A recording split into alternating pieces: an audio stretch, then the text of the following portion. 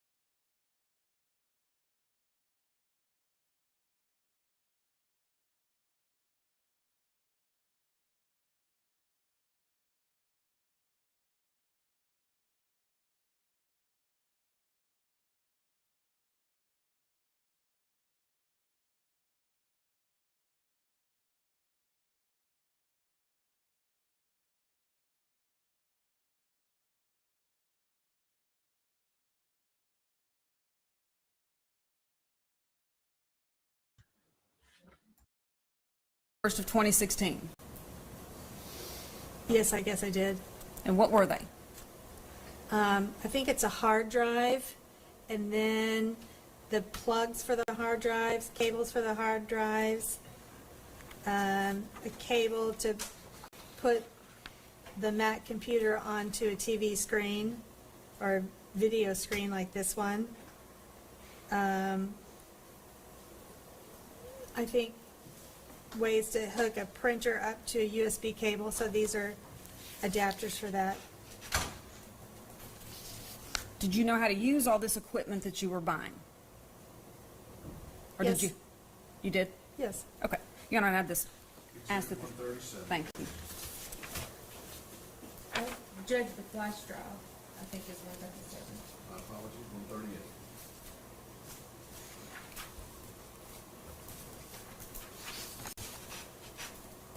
The billing records, 136.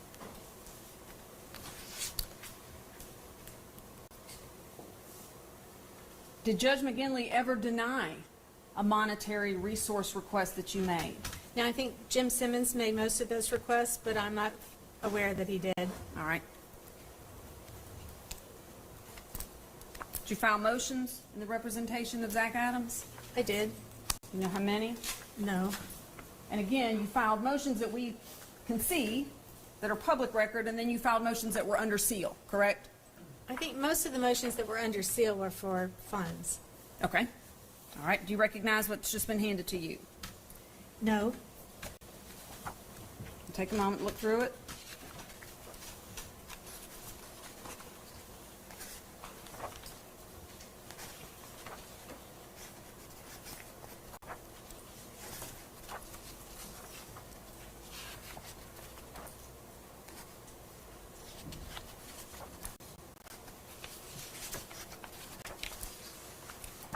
Does it look familiar? Well, it doesn't look familiar. I recognize what it is. What is it? It is a listing of all the pleadings that were filed in this case. All right. And is it both the ex parte and the non-ex parte? Yeah, so for the ex parte motions, it just says sealed envelope. Yes.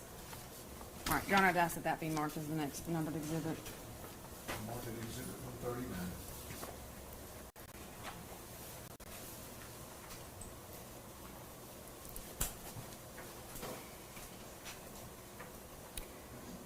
How many discovery review sessions did you have? You've talked about the one where Jennifer Nichols wanted you to look through everything. You didn't want to look through everything. Then you did want to. That, I guess that was the first one. Is that correct? No, I don't. I think you're mischaracterizing what I said about the discovery examination in the Middle District of Tennessee. Okay. Where was it? It was in the Middle District of Tennessee Where in the Middle District of at Tennessee? the TBI headquarters. Okay. And all the defense attorneys were there. You were there. Yes. Was that the only evidence viewing session that you attended in the Middle District of Tennessee? We might have gone back for one more time. All right. Did you ever go by yourself? Yes. Okay. Did you ever go to an area other than the Middle District of Tennessee to view evidence? Yes. Where? I went to Jackson and to Memphis. All right. And did you go alone or with every co-defendant's attorney? I went to Jackson alone. I went to Memphis with other co-defendants' attorneys, and I may have gone to Jackson with other co-defendants' attorneys. So I may have gone to Jackson twice. I don't remember. Okay. At some point, did you sit down with some of the state's experts? Did you ever talk to the state's experts, the medical examiner, the cell phone expert? Yes. You did? Yes. And you talked with them. Was the state there? I'm not sure if the state was there when we talked to the medical examiner. I don't think the state was there. All right. I think I can't remember if the state was present or nearby when we talked to the cell phone expert. All right. Then the cell phone expert offered to help you, didn't he? I don't think he offered to help me. He offered to explain things to me, explain his report to me. And let you ask him questions? Yes. And in fact, you asked him some questions about Terry Britt's cell phone. Remember that? I don't remember that specifically. Okay. These motions that are part of the exhibit we just handed in, were all of those heard? Do you know? I don't remember any motions not being heard. Okay. Did you attend all of those motion hearings, or were there times that you couldn't get there and Jim Simmons handled it? No, well, some of the motions for funding I didn't go, Okay. but I attended all the motions of substance for the case. The substantive motions. Okay. You were there, and if it was your motion, you're presenting it. If it was a state's motion, you're defending it. Yes. All right. And I'm assuming, like in all cases, some of your requests were granted and some of your requests were denied. Is that accurate? Yes. You testified that you met with the defendant throughout the course of this 10 times. Is that what you said? I'm guesstimating 10 times. Okay. He was in prison or in jail. He was in jail, yes. All right. And so you would travel there, right? Yes. Did you ever have access to him over the phone? I didn't have access to him that the phone calls weren't being recorded, no. Right. And when you met with him, did you talk about the facts? Sometimes, yes. Right. Sometimes what did you talk about? With Zachary Adams. Okay. We talked about the case. Well, let me talk. Let me use the general term. What was my first of yours that you talked to in the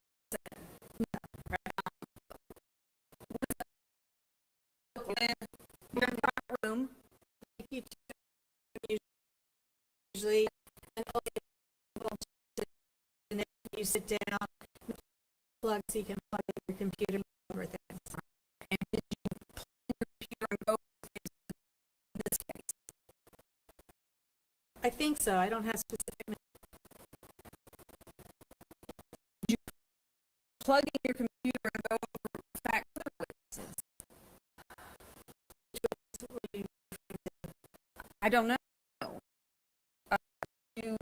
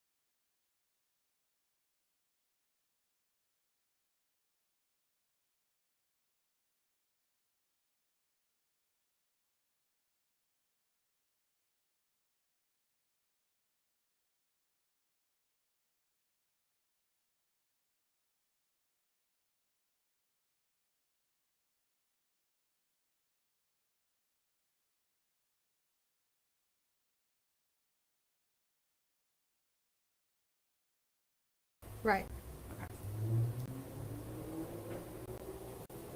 You meet with him, you introduce yourself. Did you know him before this? No. You were hired because of his cousin in Atlanta, correct? Yes. Okay.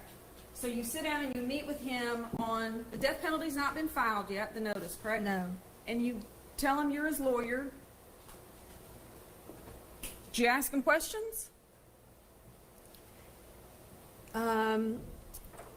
Probably just to get to know each other questions, because at that time I didn't have the discovery, and I don't usually like my clients to commit to lies, because it really puts a barrier between me and the client if they've lied to me a whole bunch and said they didn't do something. At that time I thought he was guilty, and so I really didn't want him to come out and tell me I didn't do this, and then have to come back later and say, okay, I really was involved, the evidence, you know, the evidence that puts me there. So I probably didn't talk to him much about the case. We talked about what was going to happen in the case. I'd explain to him what a preliminary hearing, not a preliminary hearing, but what an arraignment, what the case would look like going forward, kind of how it would be handled. So process. The process. Here's the process of what's going to happen. Yes.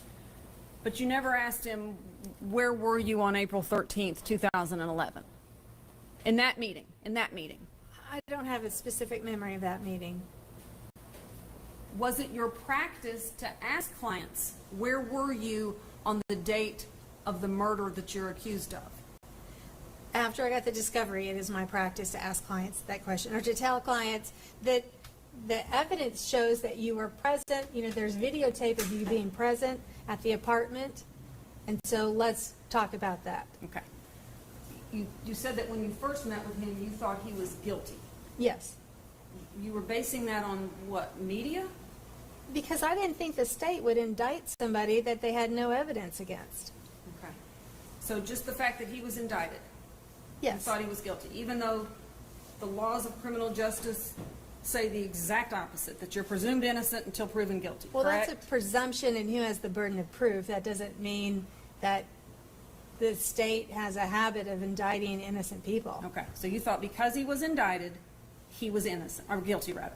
I thought there was going to be some proof that he was guilty, yes. Okay, we'll talk about it in a minute, but that was your presumption going into that meeting? Yes. Okay, so, and then you start getting discovery, correct?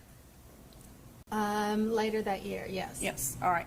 And you talked about how the format of the discovery was cumbersome and awkward and unorganized and all of those things.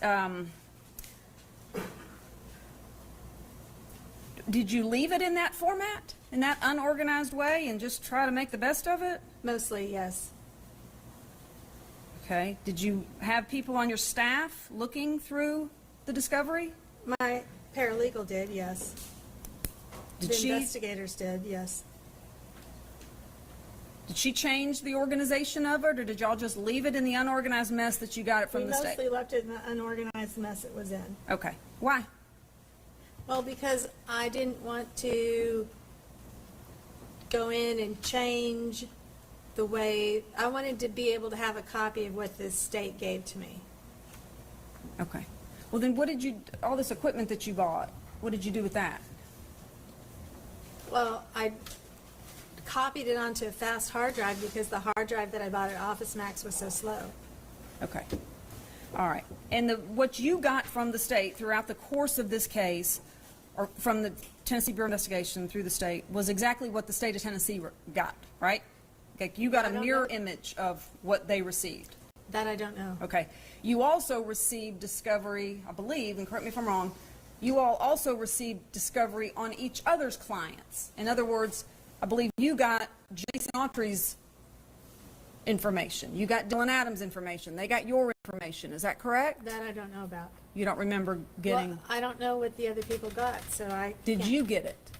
Did I get some information about them? Yes. Well, I got a copy of Dylan Adams' statement, Right. so that was later.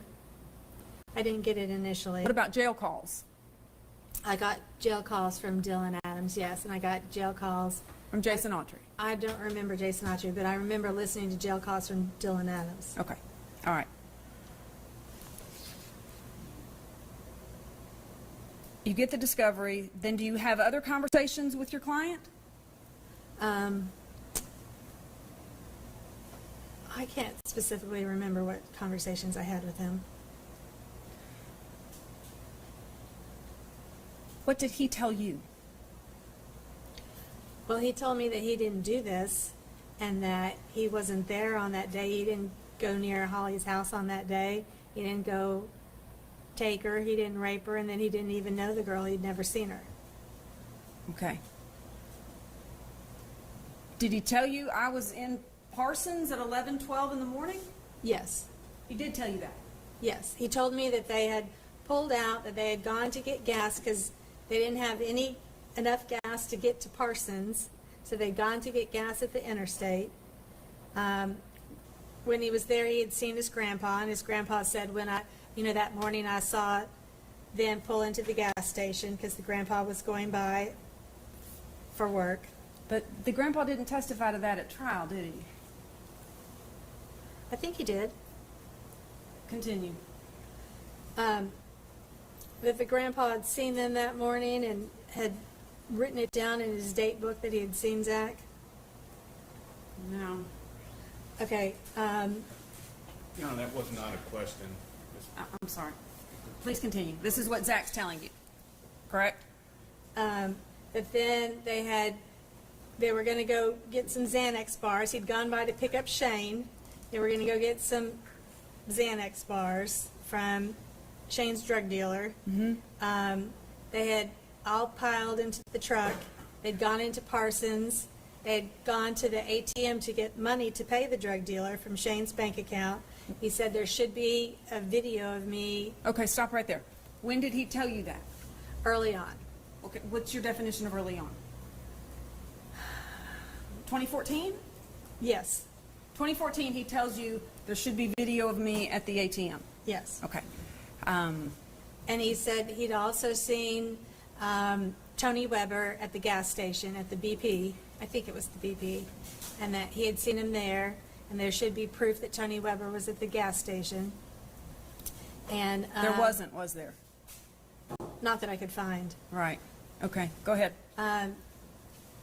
Then they had gotten Xanax bars and gotten high. Okay. Do you remember what time Holly was abducted? She was abducted between about 7:45 and 7:50 on the morning of July 13th. In the morning. Not July 13th, April 13th. April 13th, Yes. 2011.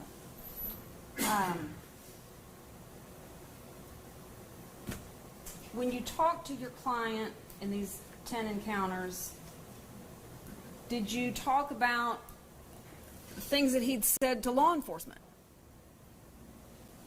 I think at some point we talked about all the different things he'd said to law enforcement, but I don't have a specific memory of it. Okay.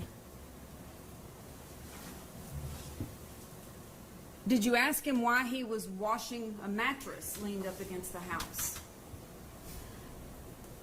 I don't remember specifically what his answer would have been or if I asked him that.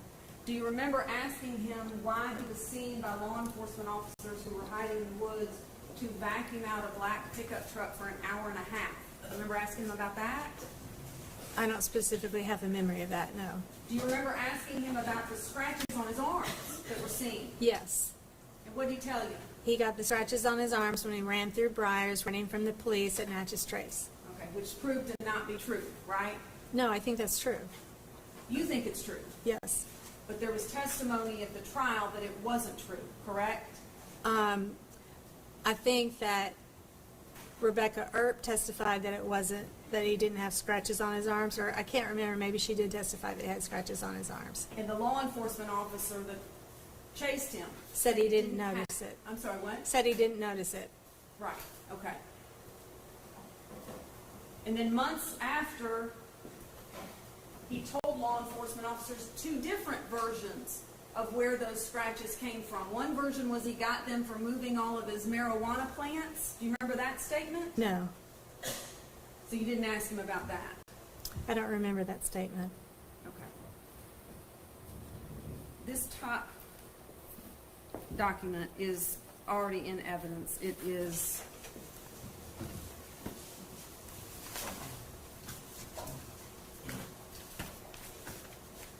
sorry, Your Honor. 118. Who is Brian Smith? He's the investigator for SAI. Okay.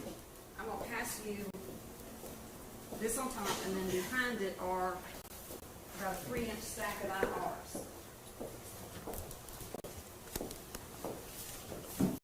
Do you recognize what's on top, what's been previously marked as exhibit, what did I just say, 118? I don't recognize it, no.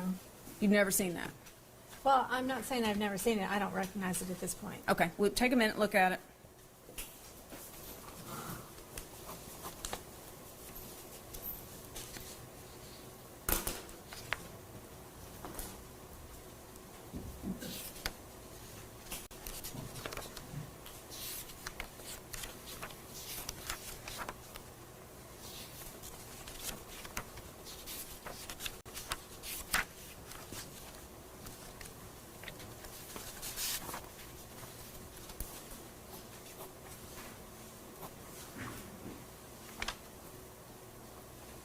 Okay. Do you recognize it? I don't recognize it, but I can tell what it is. Do you recognize the IRs?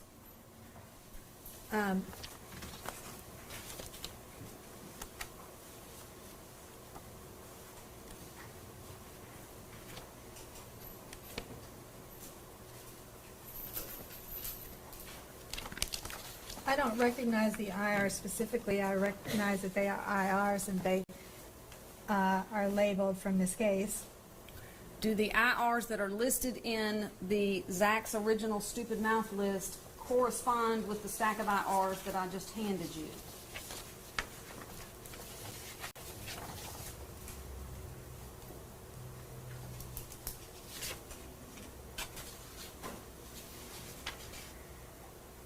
They seem to. All The right. first few correspond. Wait a minute. Yeah, they seem to be corresponding. All right, Your Honor, I'd ask that that collectively be marked as the next exhibit. The stack, the top document's already in evidence. All right, so, this 140 is a compilation of all the IRs that are referenced within Exhibit 118, is that correct? Yes, sir. Let's pass it to Mr. Basley and take a look at it, please. Yes, sir.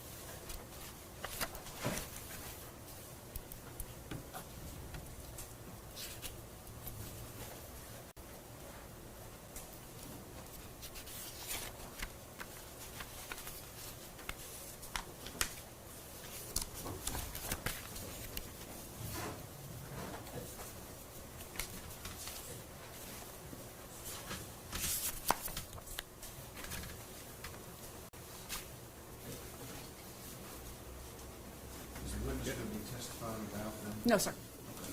We'll keep looking at that, Well- if you have an objection, I'll let you make it later. That's fine, Your Honor. Under Rule 1006, if it's a summary, the contents of the item summarized need not be introduced. So, it seems like it's,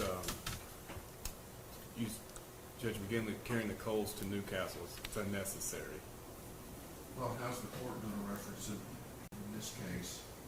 I certainly don't have any. That's the point of the 1006 summary. If it's accurate, if they say it's accurate, you don't need the originals. That's not a summary, though. That's a checklist. Exhibit 118 is just a listing. I It doesn't see. summarize what the statements are. I see.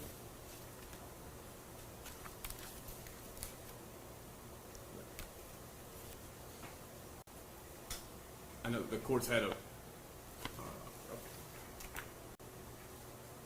the court's had a very helpful understanding of the IRs. I just asked, are they seeking to introduce the IRs for the truth of the matter?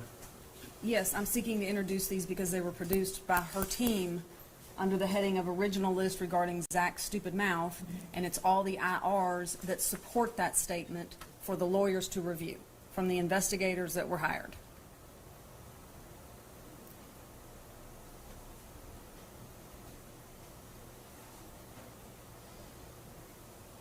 All right, Mr. Bates, And that,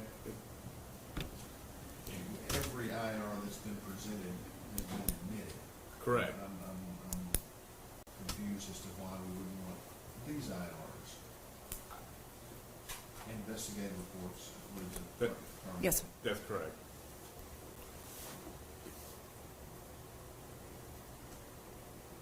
That's fine, Your Honor. Right, I'm gonna let it. Thank you, Your Honor. All of these, again, the collective exhibit of many IRs, Yes, sir. exhibit 140, and it is the IRs referenced in exhibit 186, listed in exhibit.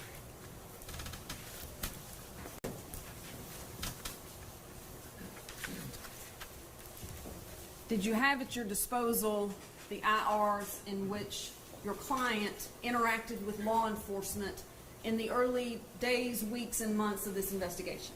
I think so. Did you review those with him? I don't specifically have a memory of that, no. Did you review the IRs? Yes. Okay. I'll ask that 1, 2, 3, 4, 5, 6, 7 IRs. 2005, 19, 19. These are all his 525, 18, 28, 16, 15, and 2018.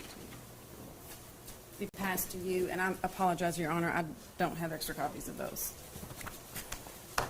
Do you recognize those?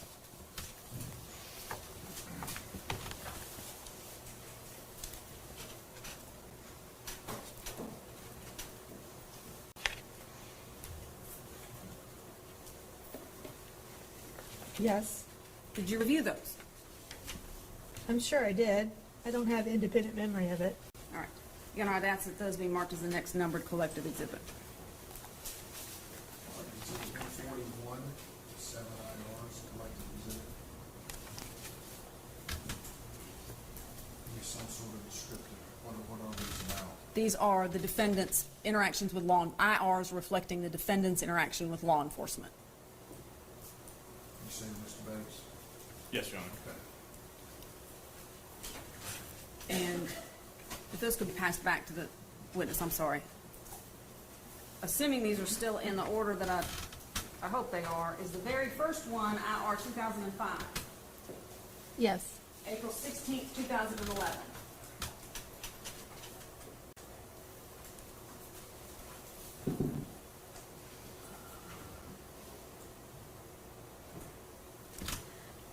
I don't see April 16th, 2011 on here Why do I anywhere. have the date wrong? But is that the right IR number? It's 2005. All right, is it Warren Rainey? Yes. Okay. Is the next number IR 1919 from April 23rd, 2011? Yes. And is it from Matt Ross with the FBI?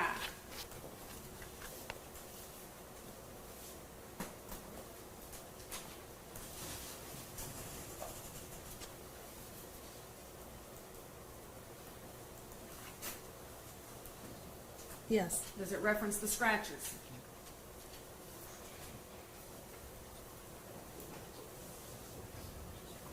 Yes. Okay. And then IR 199, 525, 1650, 1828, and 2018. Is that correct? Those are all the different IR numbers? Yes, sir. All about that one, Those are all the different numbers that she's holding. give me all 7 again, so I can just, Yes, sir. You've got the first two, 2005, 1919, then IR 199, all right? 525, 1650, 1828, 2018. Okay, I don't have 2018. Hang on. They're not in the right order. Okay. You don't have it? I found it. Okay.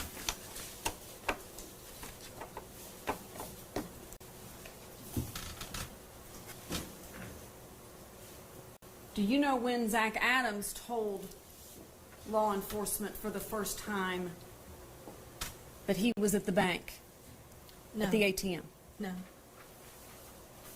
Well, surely, did you find something in the file where he said that? Well, I don't now remember it. I mean, if you're asking me, I don't remember if I found it in the file, and I don't remember when he would have told law enforcement. Okay.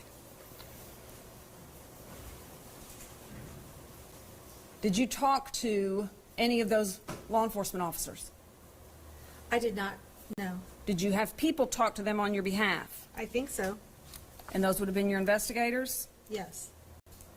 How early on would you have started having conversations with the defendant about whether or not he was going to testify in his trial?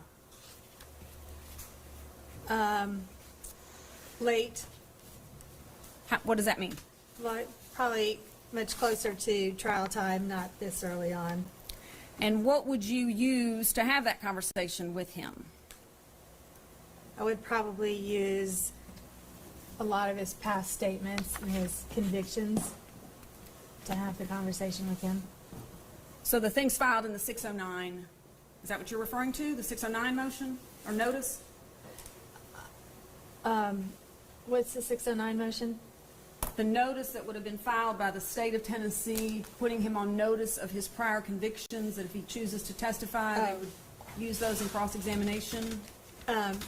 So, yes, I would have used that, and I would have used his prior inconsistent statements.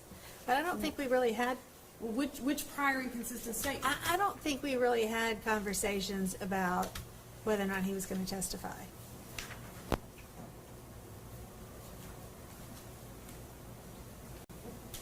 So you just wait for him to answer Judge McGinley's question? You're as surprised as everybody else in the courtroom? No. Did you talk to your client about whether or not he was going to testify? Yes, but I think I talked to him about it in a negative form, like, I don't think you should testify. I don't think we sat down and had a discussion about what would it be like if you testified. And surely he said to you, oh, no, I'm testifying. I don't remember that. He didn't tell you that? I don't have any memory of that.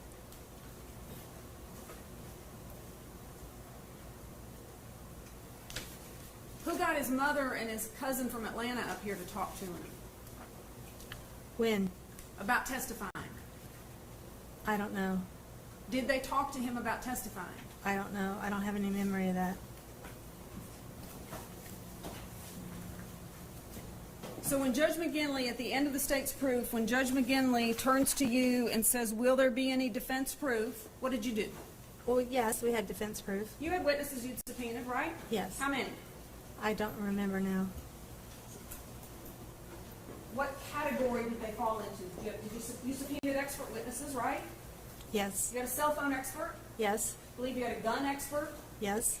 You put on Mr. Bell, didn't you, to say that white truck was parked at my property? Yes. That white truck could not have been used to move the dead body of Holly Bobo because it was parked on my land. You put him on, didn't you? Yes. He said all that. The jury heard it, right? Yes. You had him subpoenaed. You subpoenaed Terry Britt, Yes. but the state put him on. Yes. You subpoenaed Terry Dykus, a TBI agent. Yes. You subpoenaed a host of people, Yes. okay? At the end of all of your proof, and you put them all on, right? Except for Terry Britt, Right. okay? So, What other experts did you put on? cell phone expert, the gun expert. I don't remember any other experts. Okay. And did you put on an alibi? No. Your defense was, my client couldn't have done this because he was in Parsons. You didn't put on alibi? I don't remember, Amy. I don't have a specific memory of that. Well, who would the alibi have been? Well, it would have, I mean, it wouldn't have been Shane, and it wouldn't have been Dylan. But you listed them as alibi witnesses in your response to the request for an alibi. If we filed a response for request for alibi, then we filed it. I have no independent memory of that. You listed his co-defendants, Shane Austin and Dylan Adams. You listed Rebecca Earp, and you listed his grandfather, Dick Adams. Okay. Did you put his grandfather, did his grandfather testify to the jury that between 8 a.m. and 10 a.m. on April 13th, 2011, Zach was helping me clean out the shed? No. Did his grandfather say that between 8 a.m. and 10 a.m. on April 13th, 2011, Zach was at work? No. Did his grandfather say anything about his whereabouts between 8 and 10 a.m. on April 13th, 2011? At some point, I think his grandfather had seen him in a car. What time? It was after 10, I think. Okay. Who testified and said, well, let me rephrase that. I was jumping around, and I apologize for that. So,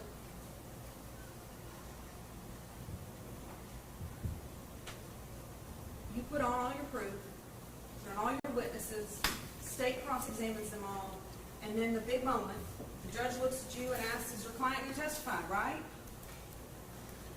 And what did you say? I don't know, Judge, we haven't talked about it. No, we had talked about it. Or did you say, Your Honor, he's not. I can answer that for him. He is not. I don't have an independent memory of it, but I think it's more likely that I said he is not going to testify. And that was the end of the conversation? Well, I think they do is it the Moman Right, exchange? right. So I think they did that. They did that. And by that you mean Judge McGinley put him under oath, right? I don't have an independent memory of whether or not he put him on the stand. Amy, I just don't remember. Well, you sat through Moman hearings before, correct? Yes. Okay. Yes. Is it your experience that judges swear the defendant in before they answer the questions about whether they want to exercise their constitutional rights to testify or not? Yes. Okay. Do you have any reason to believe that Judge McGinley did not do that in this case? No, I'm not trying to imply that, no, he didn't do that. I'm just saying I don't have an independent memory of that particular time. Okay. And Judge McGinley asked him questions, correct? I'm sure he did. Did you at any time, did you believe he was answering those questions truthfully? Yes. That he did not want to testify? I think he did not want to testify because I told him he shouldn't testify. Well, did he say that to Judge McGinley? Your Honor, I'm being railroaded by my lawyer. I really want to take the stand, and she's telling me it's a bad idea. Did he ever say that? No. Did you ever say to the judge, Your Honor, I do things a little differently. I like to tell my clients, you really don't want to testify. Did you say that to Judge McGinley? No. He questioned him, and he answered the questions, correct? Yes. At any time did he say, stop these proceedings, I want to testify? No. At any time during the course of your representation of him, did he argue with you when you said, I don't think it's a good idea for you to testify? I don't think so, no. I mean, he didn't ever argue with me, no. About anything? Not really, no. Okay.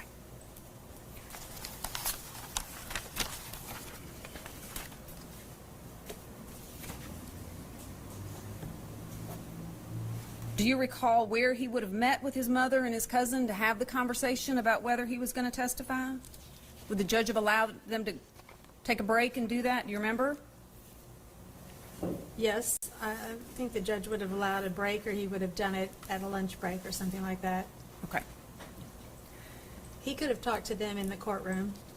I mean, in the courthouse, they had a little room downstairs where they were holding him. Okay. Before trial, had you ever discussed with your co-counsel or with lawyers for the state of Tennessee your client pleading guilty? Had that topic ever been broached? Yes. Okay. And at what point between 2014 and 2017 did that first conversation happen? I think that when we went to the TBI in Nashville to view the TBI evidence, when I went with, I can't remember, but I think we were out at the TBI headquarters because we were eating Mexican food for lunch at a restaurant there on Nolensville Road. and I was with Paul Hagerman, and Paul talked to me about the client possibly wanting to plead guilty. All right, and you said absolutely not, right? No, I said, what are you offering? Okay, and what did he say? I can't remember now exactly what he said. He said, you know, a 20-year sentence. I think it was more than 20 years, maybe 25 years or 40 years. I can't remember now. Okay, that's what Mr. Hagerman offered you. Is that your testimony? He offered me a sentence that was equal to second-degree murder or higher. Okay, and what did you say? Well, I always have to ask the client. It's never up to me to make the decision. Did you do that? I'm sure I did, but I have no independent memory of it. Do you have any independent memory of what your client said to you when you approached him with the idea of pleading guilty? I remember he didn't want to plead guilty, that he said, he would say things like, Miss Jennifer, I did not do this crime. I cannot plead guilty to it. Okay, I want a trial, right? That's what he told you. Yes. I want a trial. But can we agree that that is one thing he was consistent in? I want a trial. Yes. Did he ever waver from that? Not with me. Okay. What discovery had you shared with him at that point? That I have no memory of.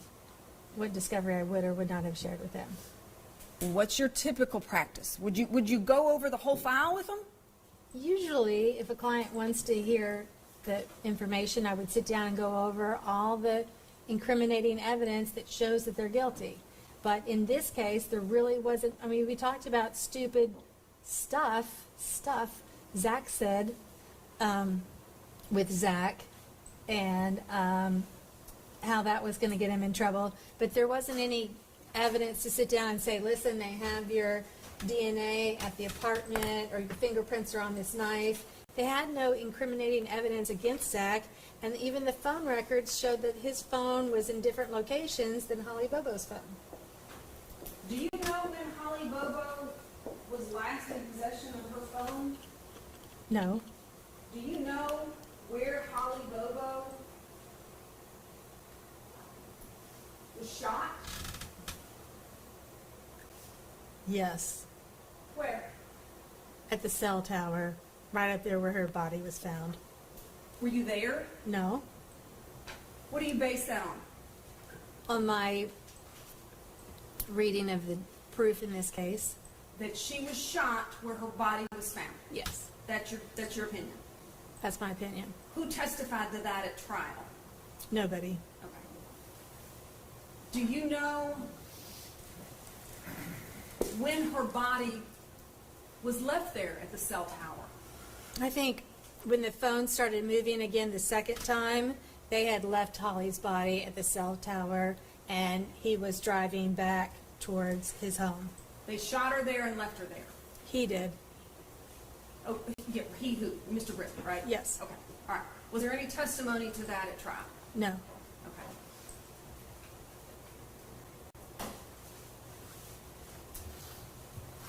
How long after she was abducted was she murdered?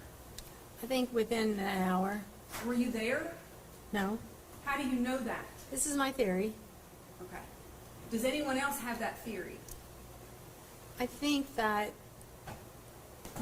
some of the investigators had that theory with me at the time. Some of your investigators? Yes. Okay.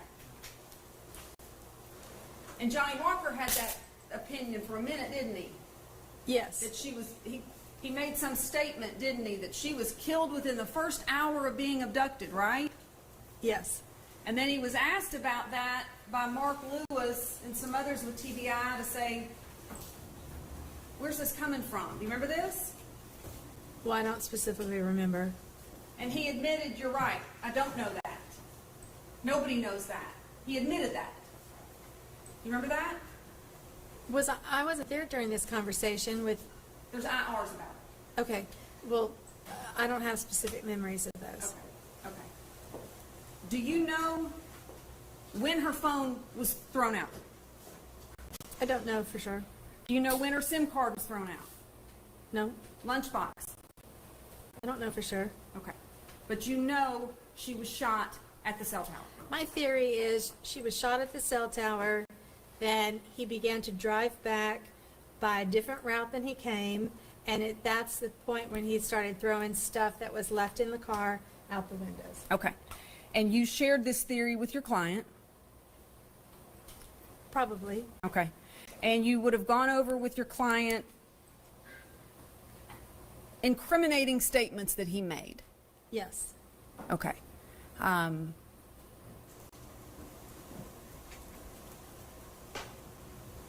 Give us an example. What are some of the ones you remember being problematic? I'm going to take you out and tie you up like I did Holly Bobo. I don't have the statements verbatim, but I'm going to do you like I did her, or I'm going to take you up and tie you out back like I did her.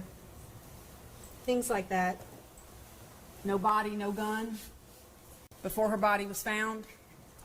Before we knew she was shot? Remember that Sure. one? Sure. Couldn't have picked a prettier bitch? Remember that one? Yes.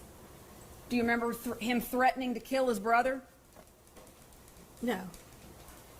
You don't remember there being information, evidence, you don't remember him being indicted Oh, for trying to kill his brother? for what happened at the courthouse, the O'Brien, or the courthouse where he said, you tell him if he doesn't, he told a guy that was sitting there allegedly, you tell him that if he doesn't straighten up, I'm going to put him in a hole next to her. Yeah, that one. I remember that. But that didn't happen? I think people had a lot of motivation to make up things that Zach said. Okay. Did Judge McGinley instruct the jury on witness credibility? I'm sure he did. I don't have independent memory of what jury instructions he read. Did you go over videos with the defendant? I don't have specific memory of going over videos with him. Well, you've testified that you never saw the ATM video, so let's park that on the shelf for a minute. There were lots of other videos collected by TBI in the hours and days following Holly Bobo's disappearance, correct? Right, like the M Farm video. Okay. And you had all that, correct? And in fact, you received the ATM video in June of 2015, correct? That I do not know. I mean, I have it on my hard drive now that Mr. Bates says is the ATM video, but I couldn't get it to open. Okay, but you received it in June of 2015. Okay? No, I'm asking. I don't Does have that a sound correct? specific. I do not have a specific memory of that. Okay. If I could have one moment. I'll do all that stuff.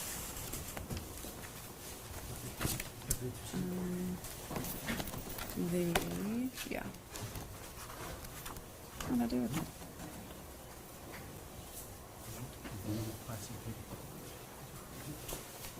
You good?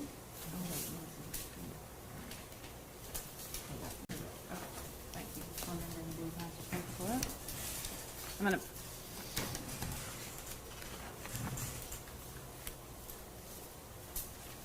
And that's already in evidence, right? Yes. Okay. Can you find the exhibit number for me? Mr. Bates handed you a document earlier that was marked into evidence.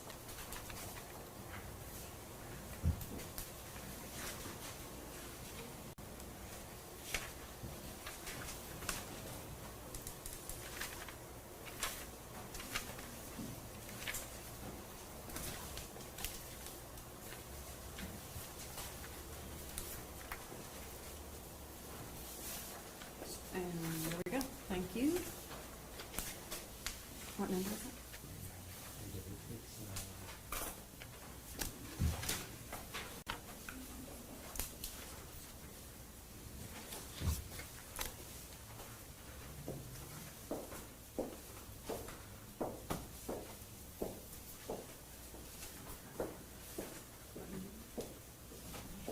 I believe it was. All right, I'll grab it.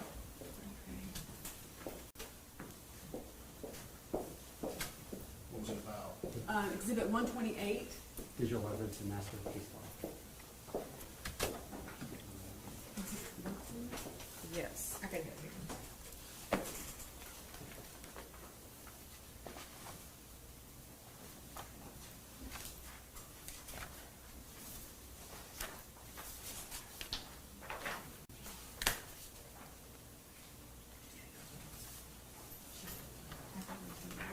Yeah. And I'm looking at exhibit 17. May I ask that these be passed? Can I pass these to the witness, Your Honor? Exhibit 128? And exhibit 17. Yes, sir. All right. If you would take a look at those. The copy of the letter that I handed you from then Deputy District Attorney General Nichols, now Judge Nichols, dated June 15th, 2015. You recognize that? Seems familiar. Okay, and what is it? It's a letter from Jennifer Nichols to the defense attorneys with documenting that she's providing discovery. Okay. Your Honor, I'd ask that that be marked as the next number of exhibit. We'll mark exhibit 142.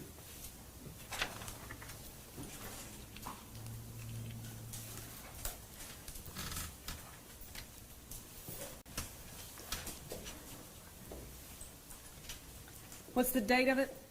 June 15th, 2015? I think that was it, but I don't remember. Okay. And if she could have that passed back to her, I'm sorry.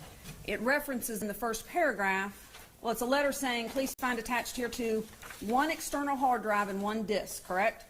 Yes. Contained therein is discovery pursuant to Rule 16, as well as additional material provided. This is an index to TBI's investigative reports, IRs, contained on the disk. The IRs are numbered 1 through 2,986. The first IR refers to the initial complaint investigation and is dated April 14th, 2011. So what this is a letter reflecting that General Nichols was sending you all a hard drive and a disk that contained everything in those IRs, correct? Yes. All right. And if you could look at Exhibit 17, which is IR 1845.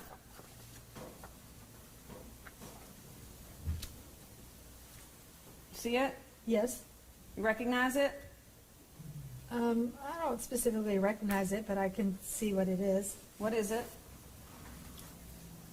It is an IR listing. The following is a list of CDs, DVDs, and flash drives containing digital media obtained during the course of this investigation. Okay. And contained in there is the ATM video, correct? And I understand you said you didn't see it. But that's one of the things it's referencing, correct? Well, I still don't see it, You don't see what? where it says there's an ATM video.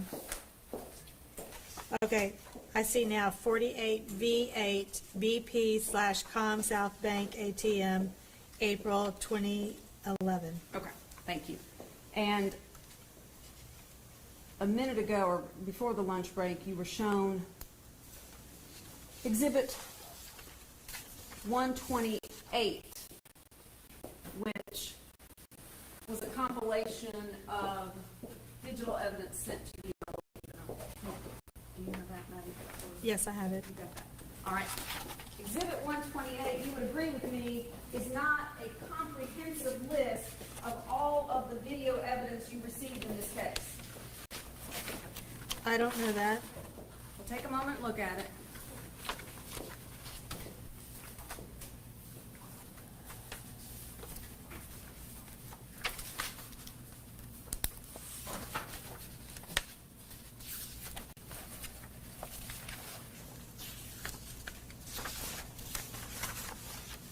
I tell you what, this prosecuting attorney that's doing the questioning, man, she's I awful believe you just mentioned it, the Am Farm video. condescending to this woman for just being his defense attorney.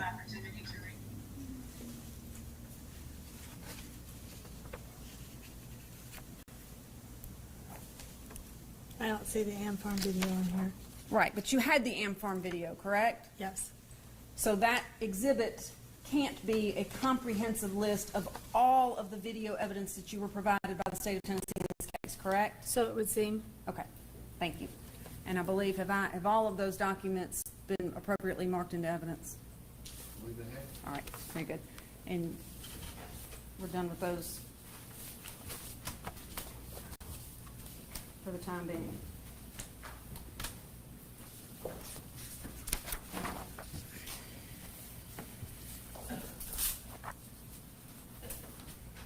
And you also testified earlier that Jim Simmons subpoenaed videos, right? Yes. Okay, so you had what the state of Tennessee provided you, plus what you were gathering on your own, Well, correct? I don't think we got videos when he subpoenaed them. I think they came back and said there's nothing available. Right, because it was some years that had passed, right? Yes. This happened in 2011, and you're Yes. not brought on until 2014, correct? Yes. 3 years have passed. All right.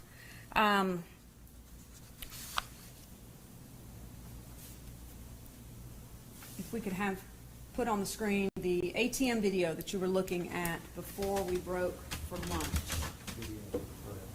This is still. Still The shot still. at 108. Yes. Keep coming back to that 108. Who do you see in that?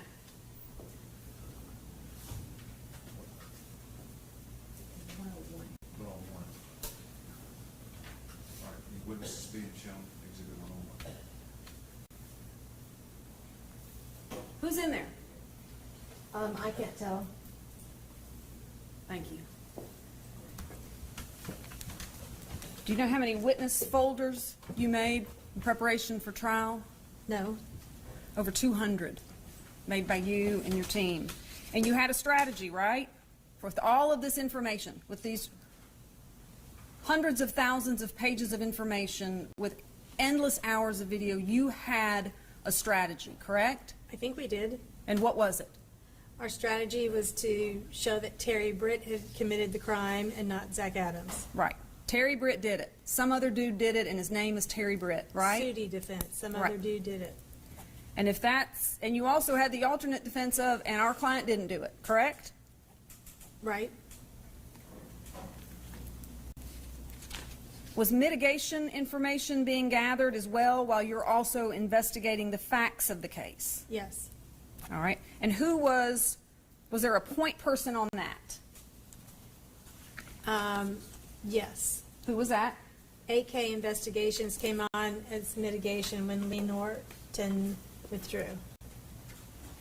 Okay. Why did Lee Norton withdraw? I don't know. She said she couldn't take it. Couldn't take it? Yeah, I don't know why she withdrew. I think she didn't like the case anymore and she withdrew. Could it be because she knew, as she put in a memo, that your client was going to be found guilty and it was going to be very hard to keep him off death row? I don't Do you know. remember that? No. And that she said she would have to no longer work on this case because that bothered her so. Do you remember that? No. Did they put together mitigation reports for you? Your team? Yes. But I think Jim looked at that more than I did. Were you familiar with it? No. You never looked at it? I can't say I never looked at it. I have no memory of looking at it now. Well, do you have memory of there being concerns about mitigation proof? No. No memory of anybody bringing to your attention issues with mitigation proof? No. Do you remember your client shot his mother? Yes. Okay. Do you remember that being something that they pointed out? No, but I see that that's a very bad, factor. Okay. Do you remember them having concerns about the mitigation because of his criminal history? I don't have any specific memories about concerns about the mitigation. It's not that I didn't know it at the time, but at this point I have no specific memory of it. Okay. Because I guess your role was different. Your role was guilt innocence, and Mr. Simmons' role was the mitigation. Is that Yes. a fair assessment? Fair. Okay. Who's Crystal? Crystal and Danny. Danny is one of the investigators. I'm going to ask that this packet be passed to you, and there's a copy for the judge. See if you recognize this, Ms. Thompson.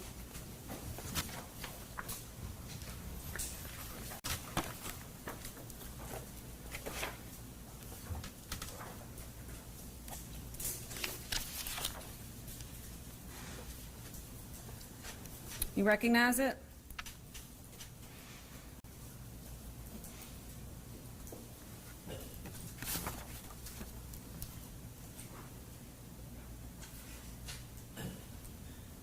No.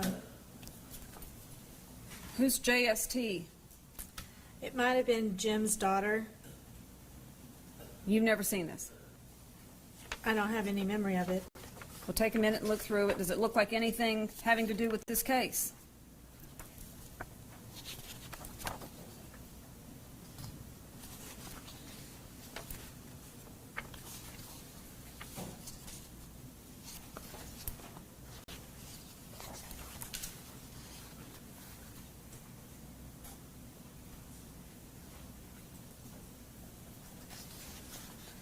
Did you ever have conversations about any of these things with the team?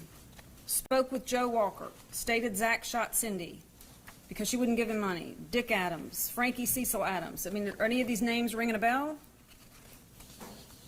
I think Frankie Adams was Zach Adams' uncle. Is the information in this document ringing a bell with you? Some of it is, some of it's not. Do you question the veracity of this document that I passed you? No. Was Jim Simmons' daughter, I believe her name is Miss Tarkington, right? Yes. She was on the team. Yes. Did she gather information? I'm sure she did. Did she bring that information back to the team? I'm sure she did. Well, you were on the team, correct? Right. Okay. So did you ever have any conversations with her I don't remember having a conversation with her about this. about anything? Yes, I had conversations with her about Okay. things. And Crystal is who? I don't know who Crystal is. Who's Danny? Danny's the investigator. Okay. All right. Your Honor, I'd ask that this be marked for identification at this time. Thanks. No objection for identification. For identification, we'll mark it exhibit 143.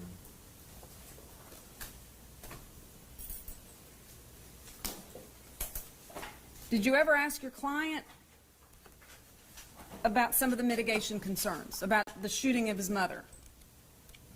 I didn't ask him about mitigation concerns, no. Okay. Did you go over his 609 with him? I don't have a memory of that, no. Okay. What about his 404? I don't specifically remember going over 404 with Zach. Okay. You testified earlier that pretty early on you had a plan regarding Terry Britt, right? Yes. When? Starting when? Oh, I think starting sometime in the spring of 2015.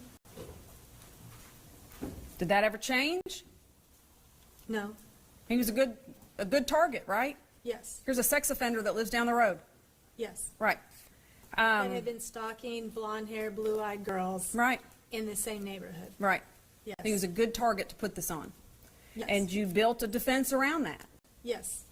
with the added layer of our client didn't do it either. Correct? Right. Okay.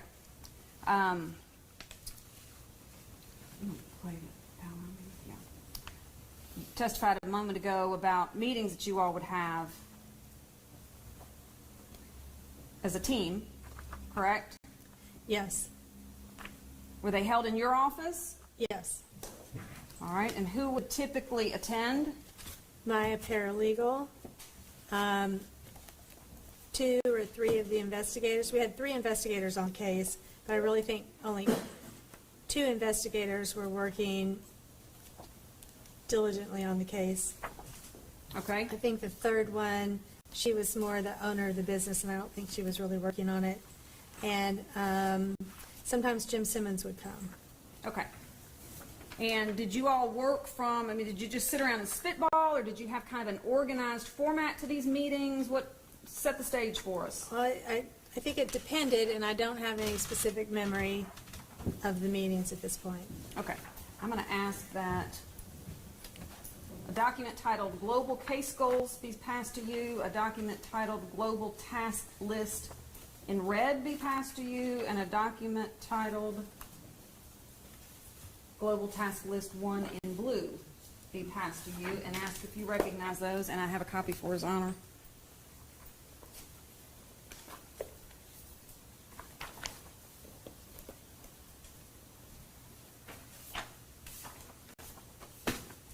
Thank you.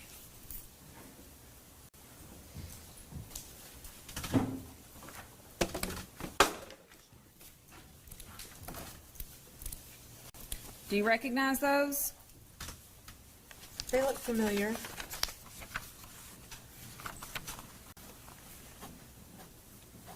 I'd like you now to listen to an audio recording. We can do these. Oh, I'm sorry. Yes, sir. As the next 3 numbered exhibits. I'm sorry. No, if I can just get the order figured out. We can just make them a collective exhibit. Whatever's easiest on the court and the court reporter. Right. Collective exhibit 144.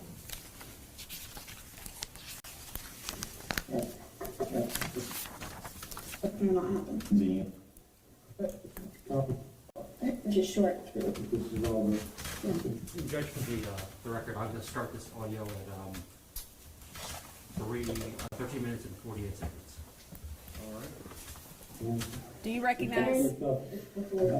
Okay. Do you recognize your voice yet, or is it I not? do. Okay. Who else is there? Do you know? Sounds like Jim Simmons. Okay.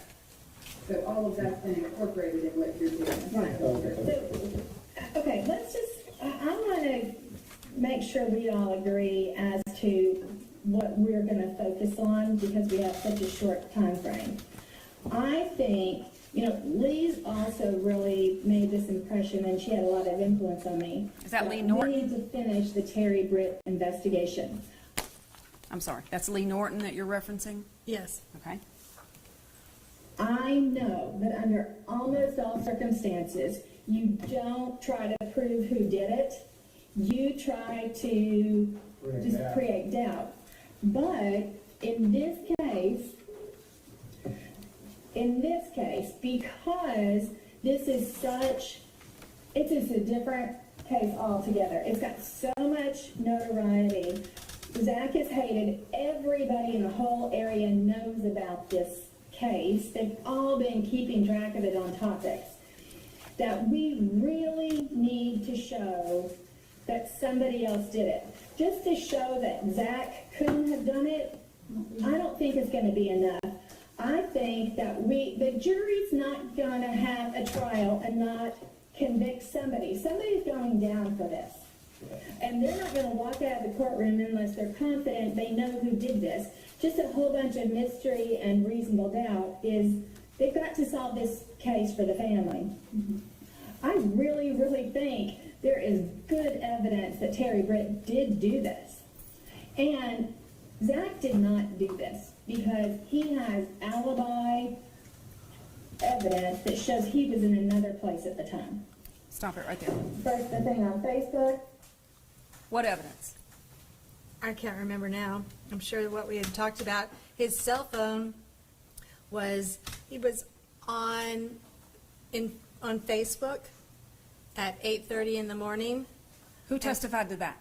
Nobody I did not put that proof in at trial. Okay. Did the state put on Facebook proof? They put on some Facebook proof, but not Facebook proof that he had been modifying his wall at 8:30 in the morning. But there was records in the discovery that I received that at 8:30 in the morning he had modified his wall and said something like, "That bitch ain't all that," referring to Rebecca Earp, and it had been done from a landline telephone number at Zach's grandmother's house. There was also evidence that he had been on his phone before 8:30 in the morning with Jason Autry, right? Yes. Okay. Hit play.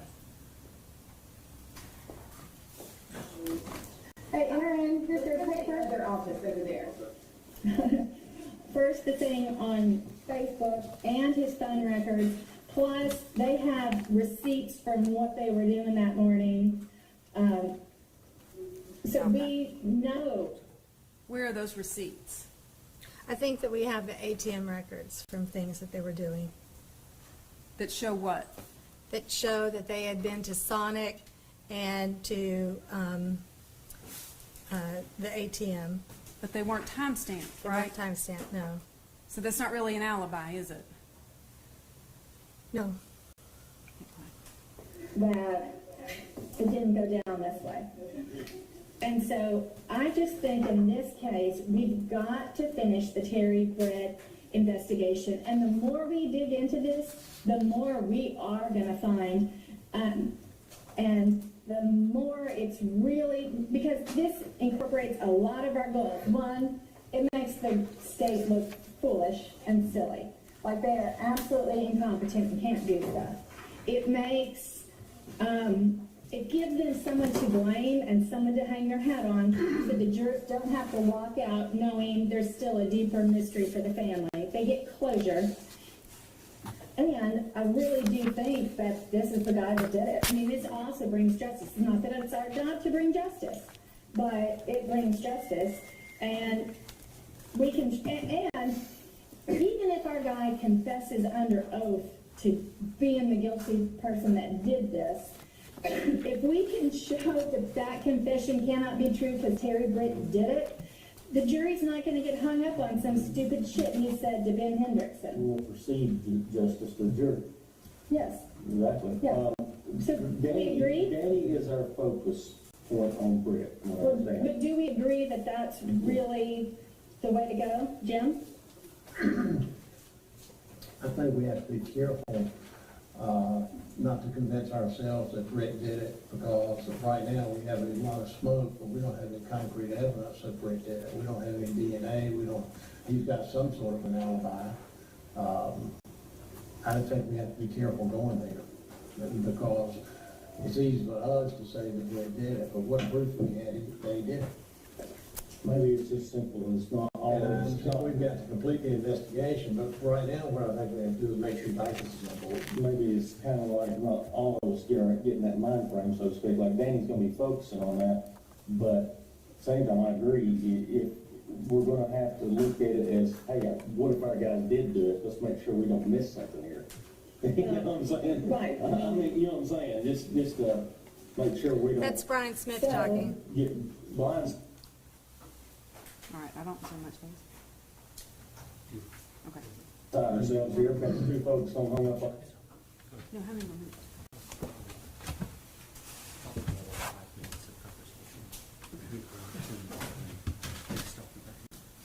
All right. And we would ask that that be marked, Your Honor, and we'll take care of the mechanics of that at the break. Thanks. Exhibit 145, audio recording of strategy meeting of Mr. Adams' attorneys. What day was that audio recording on? I don't know. We can't tell. What other audio recordings were there that disappeared?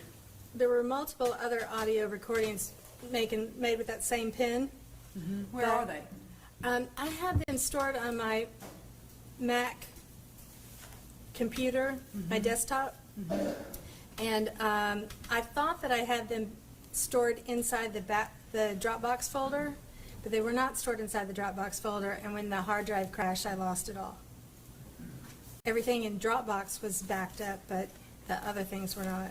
But everything else in the file of Zach Adams is fine. It was That's the only part on a that's different missing. hard drive. Just your recorded conversations with your client and all the witnesses and co-defense, co-counsel, those are all lost. Yes. Okay. Did you have a file that was labeled, Zach Adams didn't do this, and here's why? I can't remember. The documents that I've handed you, the global case goals, was this kind of a,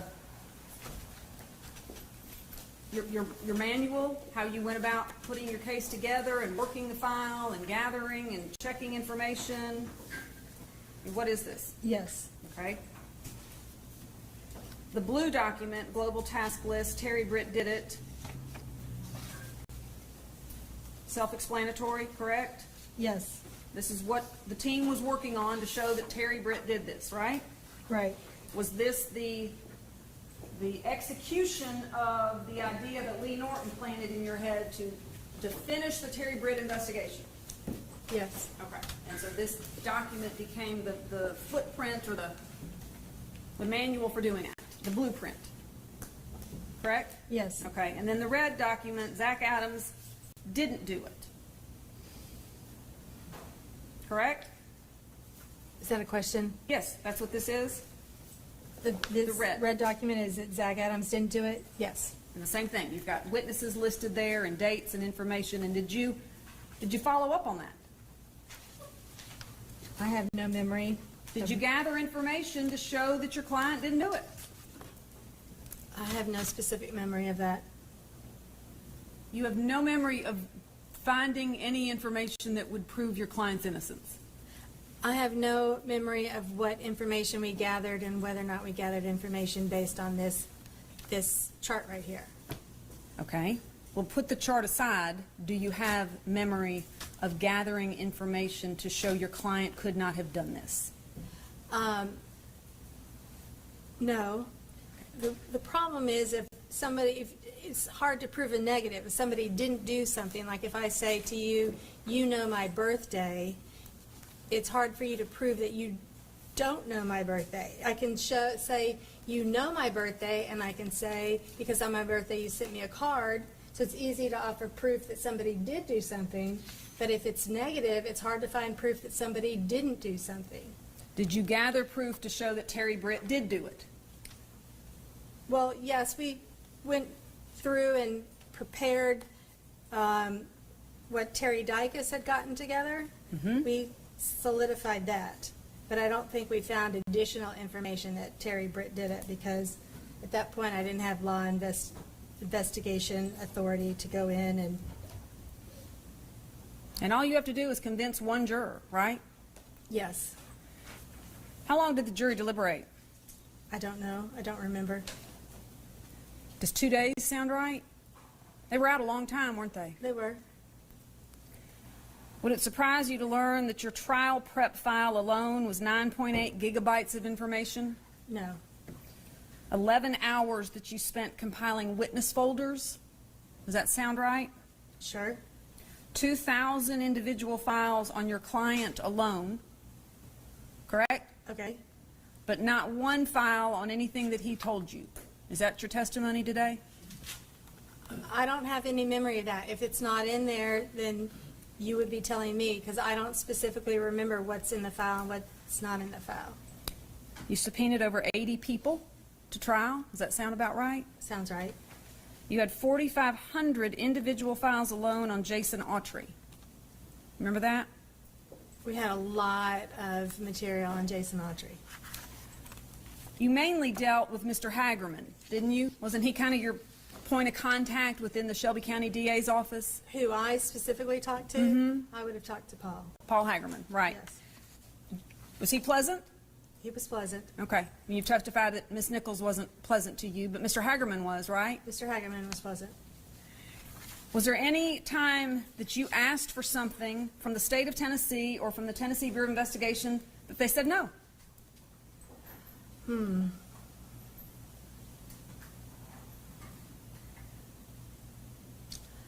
I think I asked them to sit down with me and show me what the discovery was, tell me about the discovery. You had the discovery. But tell me what it was in there, what the different things meant, and what the different parts meant, and I think they didn't want to do that. Okay. Do investigative agencies and prosecutors' offices always do that with you? Always do that? No, sometimes yes. Okay. And was there ever any request for that you sent for discovery that was denied you? No. Okay. Do you know how many hours you billed for this case? I don't have any specific memory, no. Would the figure 2,870 surprise you? No. You kept the defendant off death row, didn't you? Yes. You and Mr. Simmons and Mr. Gonzalez. That wasn't an easy task, was it?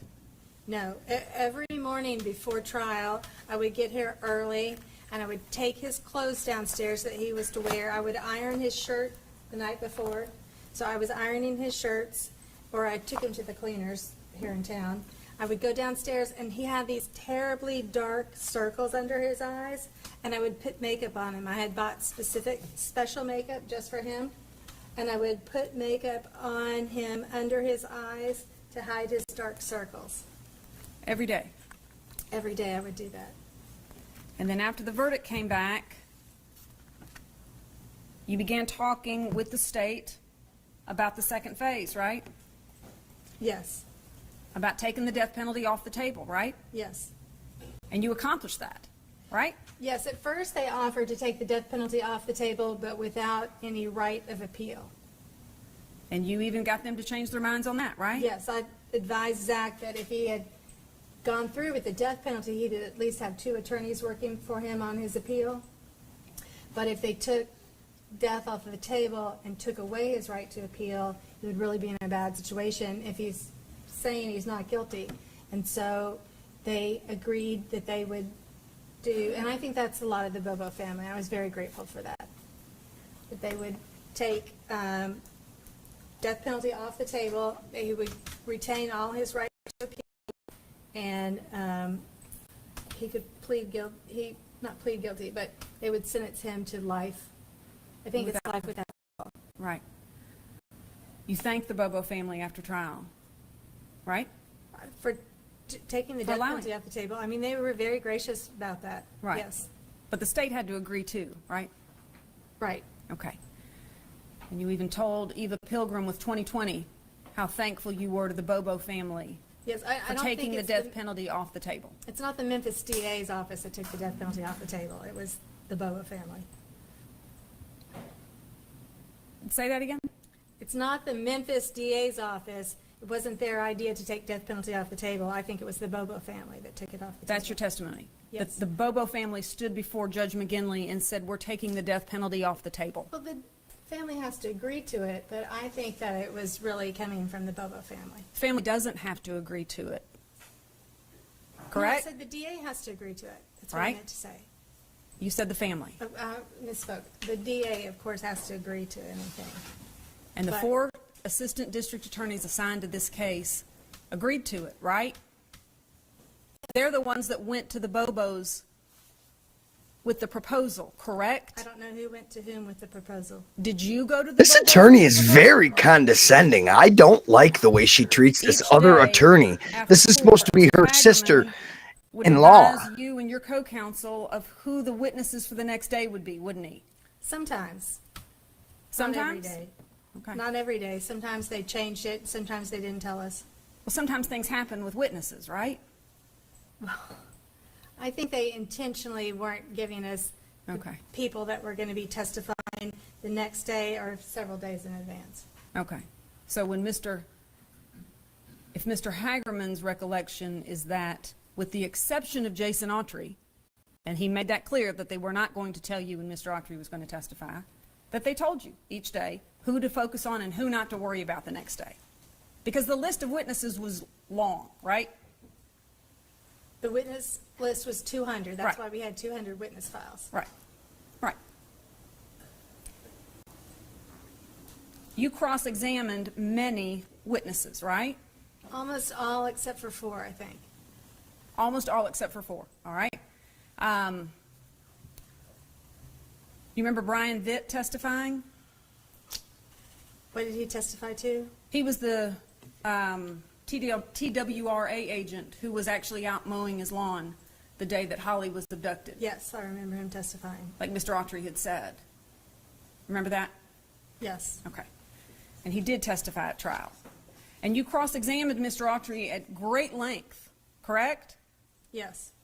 You brought out many aspects of what was troubling, inconsistent, concerning with his testimony and his credibility, correct? I really wasn't able to break him from his lie. He really stuck with it. Okay. But you questioned him extensively about inconsistencies and about his record and about his credibility and about what he was telling the jury, right? I did. Okay. And his story never changed, did it? No. And in fact, pointed out to the jury that he had a federal immunity agreement. Look at this dude right? straight picking his nose Right. And you on also Zoom went in into court. great I mean, he's length straight picking his nose. cross-examining Victor Dinsmore. I know I do shit like this. You remember that? You know, like that. But You he was digging. cross-examined him about, was it the 3 different statements that he gave to law enforcement? Yes. Right? All of that was heard by the jury, correct? After I've gone back and listened to it, was not effective what I was doing.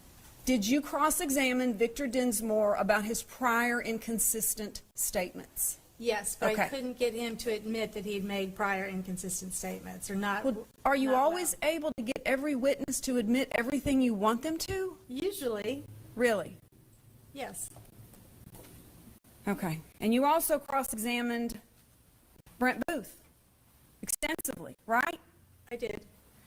And you cross-examined witnesses about Dennis Benjamin, correct? About his relationship to Dylan Adams in this case. That all came out. The jury heard all that, correct? Some of it, yes.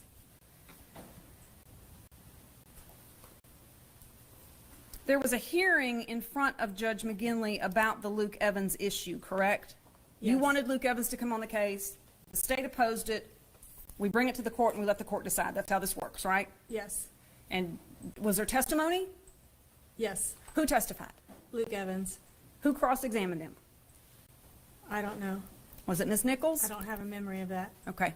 The judge denied your request, correct? Yes. And you appealed that, right? Yes. And where did you appeal it to? The Court of Criminal Appeals in the Western District, I believe. And what did they say? They said no. They affirmed Judge McGinley. They affirmed Judge McGinley. Did you file a motion for new trial in this case? Yes. How many grounds? I can't remember. 56? Does that sound right? Okay. Shown a light on here today. Did you bring those out in your motion for new trial? I don't remember. I just don't have any memory of this. This is all so many years ago, and I just don't remember specifically what was in my motion for new trial. Did you work on the appeal? I did. Do you remember that? Yes. Okay. Did you raise these issues in front of the Court of Criminal Appeals? I don't remember how many of them I raised. Were any of them granted? No. Were any of the grounds for the motion for new trial granted by Judge McGinley? No.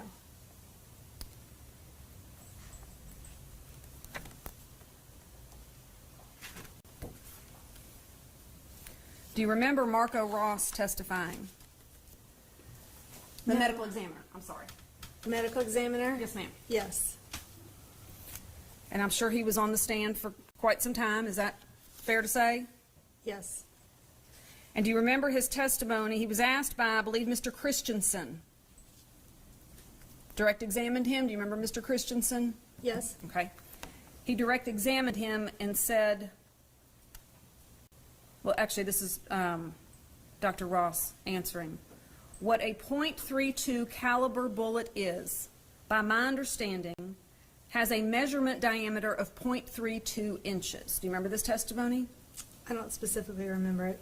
By converting to inches, the size of the defect in the back of the skull, that's about a .36 inch defect. Do you remember this? It's in the transcript. Do you remember this testimony? Page number 1147. I did go back and review his testimony before I came to testify today. Okay, so you remember this. Well, I don't remember specifically question for question, but yes, I remember them talking about the diameter and the size of the bullet diameter converted to Okay. English, not from metric to English measurements. Again, what page? 1147. May I continue, Your Honor? By converting to inches, the size of the defect in the back of the skull, that's about .36 inch defect. So anything .36 or smaller could have caused that defect. So that would be consistent with a .32 caliber bullet causing that defect. This is Dr. Ross testifying in front of the jury. Yes. Okay. And then General Christensen follows it up with, so anything larger than a .36 would likely not have caused that wound. Yes. You remember General Christensen's question, and do you remember Dr. Ross's answer? Yes. He said correct. Anything larger than .36 would likely not have caused that wound. You mentioned earlier today Ms. Nichols' closing argument. Do you know exactly what Ms. Nichols said to the jury? I don't have any memory of exactly what she said. .38 was excluded because the defect was .36 or smaller. That's what she said. That's consistent with what Dr. Ross testified to, isn't it? I don't have independent memory. I mean, you're telling me what he said. I don't specifically remember what numbers he testified to. Do you take issue with the transcript and record of the trial of State versus Zach Adams? No. Do you agree with me that .38 is bigger than .36? Yes.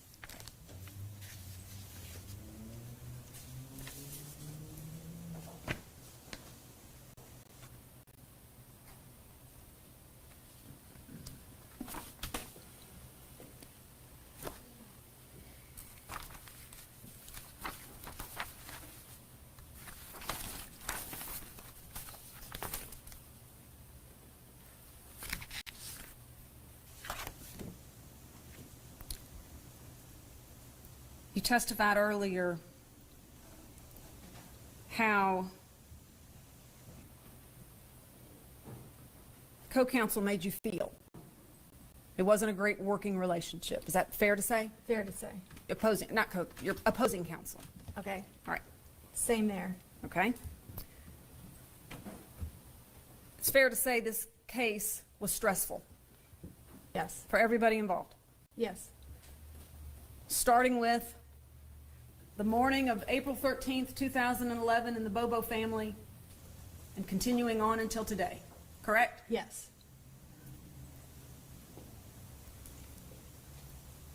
And you testified about your concerns about the other defense attorneys, Matt Maddox and Paul Bruno and Michael Scholl and Robert Paris, and that they just weren't putting in the hours that you were, right?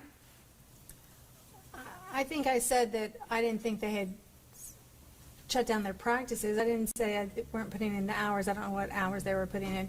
I said they hadn't shut down their practices and gotten rid of all their other cases. And I said I didn't think they knew the discovery like I did. And that's probably fair. I think the testimony in this court over the last several months is that nobody knew this file better than you did. Were you ordered to shut your practice down? No. You made that decision. Yes.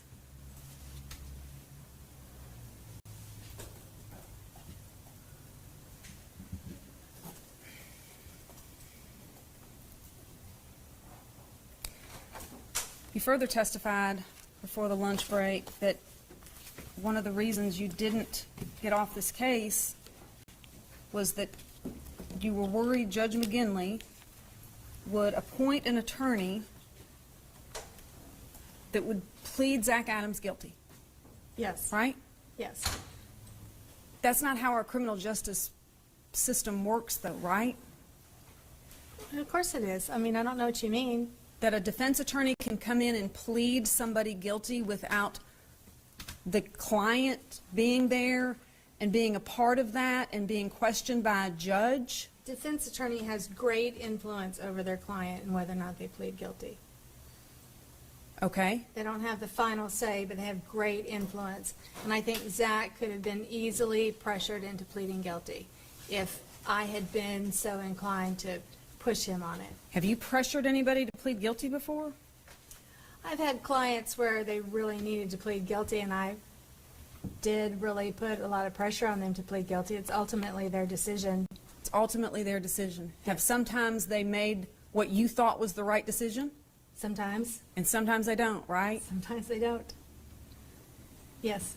And you additionally said that you had concerns about Judge McGinley and that he was going to make sure, no matter what, that this case ended in a conviction. Isn't that what you said? Yes, I think that's true.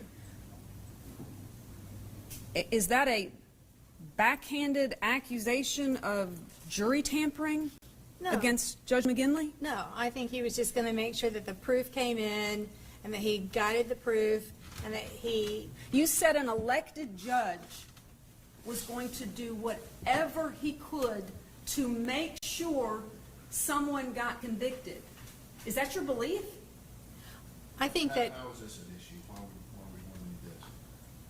Tell me what it's an issue, for what purpose? Her credibility, Your Honor.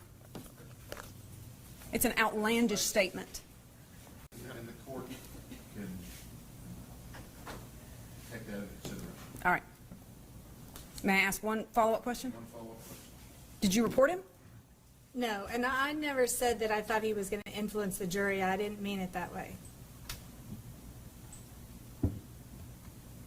You still have the case of Zach Adams listed on your website. You've testified in front of Judge Bradbury that you did not provide constitutionally sufficient. I just want to say something real quick. So for her to, I want to go back just a couple seconds.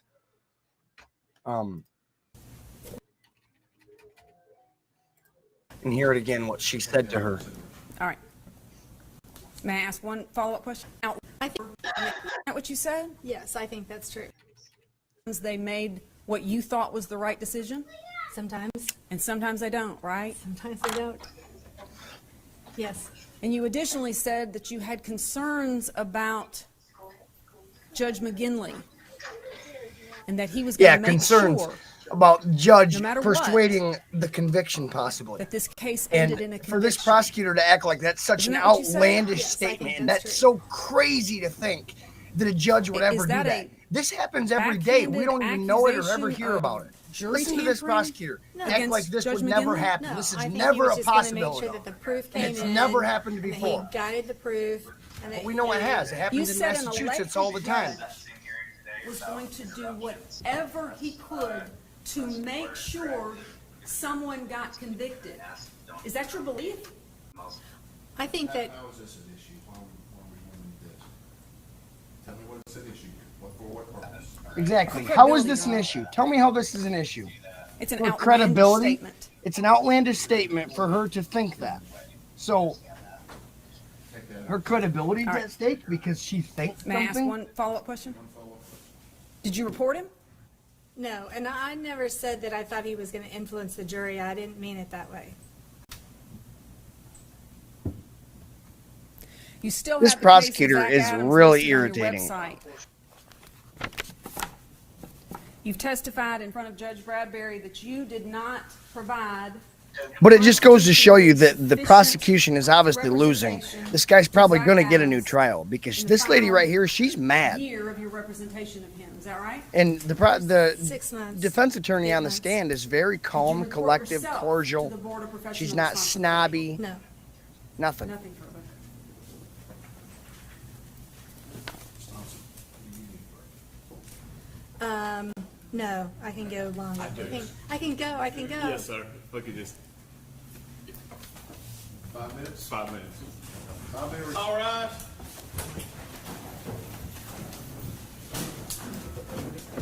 I'm gonna take this secret from you before I forget to. Is this Mr. Bates' book? Order. We can all have a seat.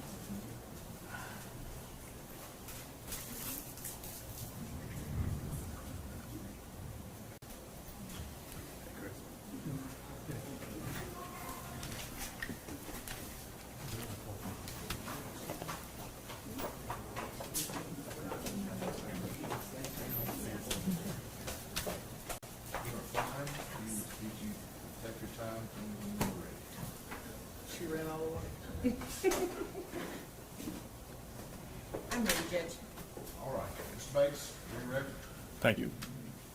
Witness be passed Exhibit 46, please. 46? 46.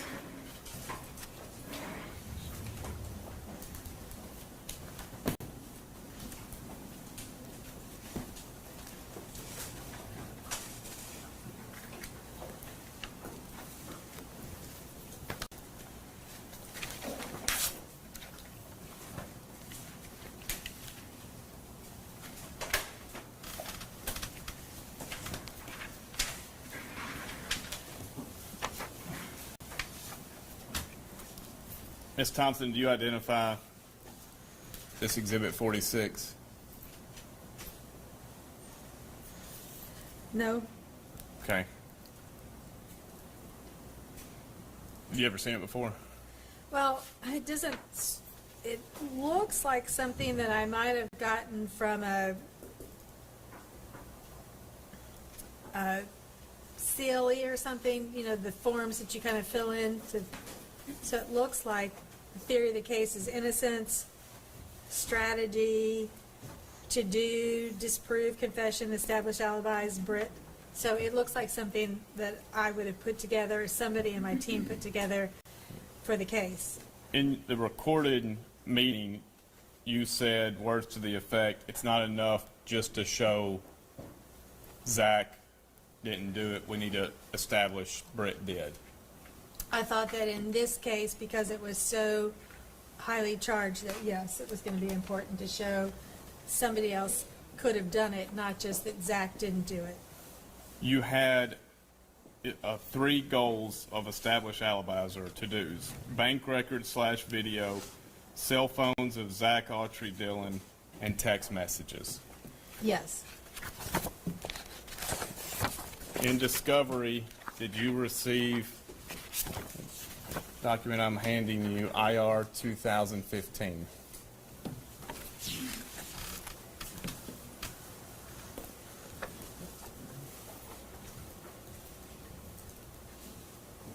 And page 2, final paragraph.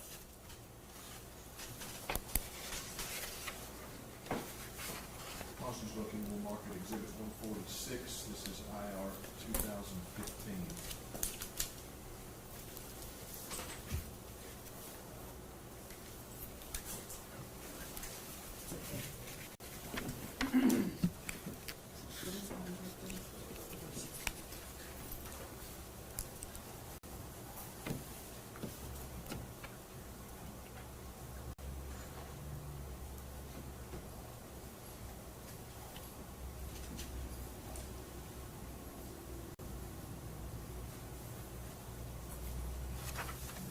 Okay. All right.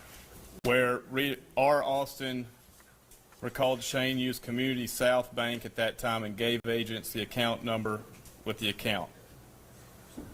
Also provided agents with a withdrawal slip of Shane's from this bank. That's huge. Why? Because the state had the evidence that would have shown a timestamp on it, and the state didn't turn it over.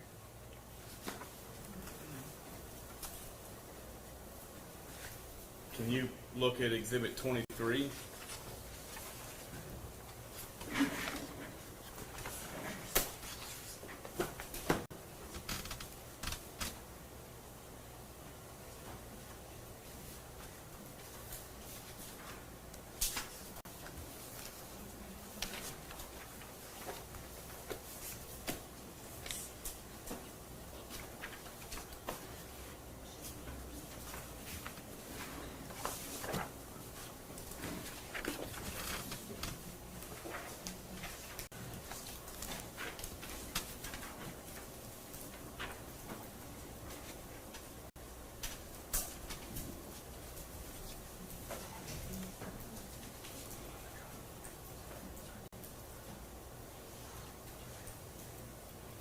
You recall that? I don't specifically have a memory of it, no.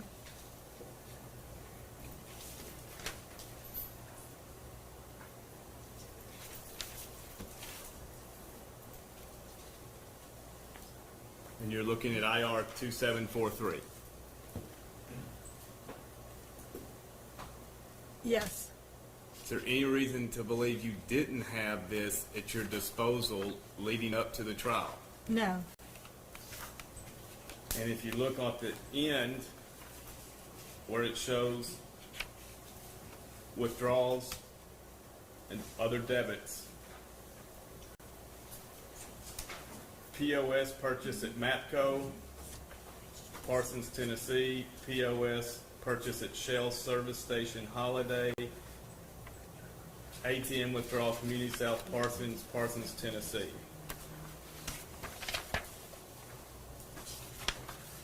It also has on the page before that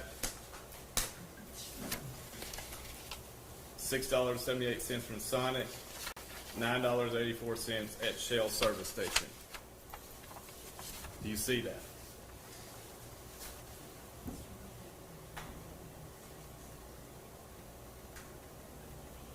Yes. You had these at your disposal, did you not? I guess I did. I don't see that they have a timestamp on them. You had Shane Austin's cell record showing him at 11:16 in Parsons, correct? Yes. You, of the 3 established alibis, number 1, bank records. You never even had Joe Walker under subpoena, who issued the judicial subpoena to the bank to merely bring what he received, did you? This receipt right here says 04/11/11 on the back of it. Right. The bank record shows there was also an ATM withdrawal on 4/11. Look through on page 5.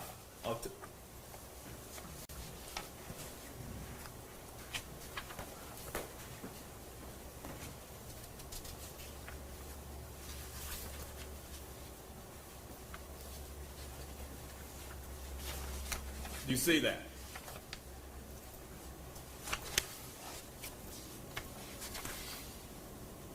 Yes.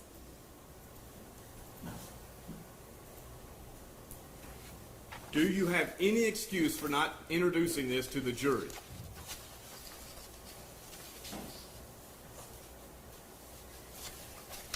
No, I don't think it shows.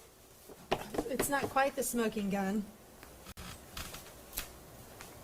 You had the records that show that they were in Parsons. Yes. You then had Joe Walker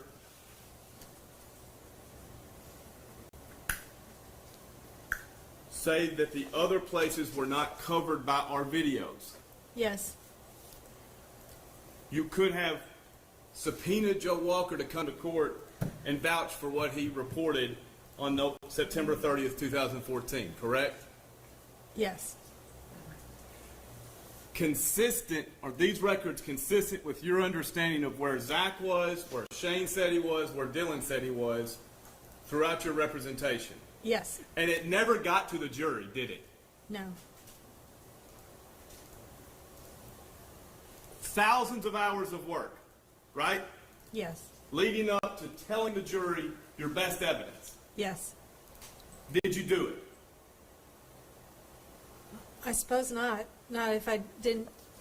Well, yeah, I mean, this doesn't exactly say what time they were there. The phone records show that Shane's phone was in Parsons, but the bank records don't say what time they were at the bank. The ATM information would have been more helpful.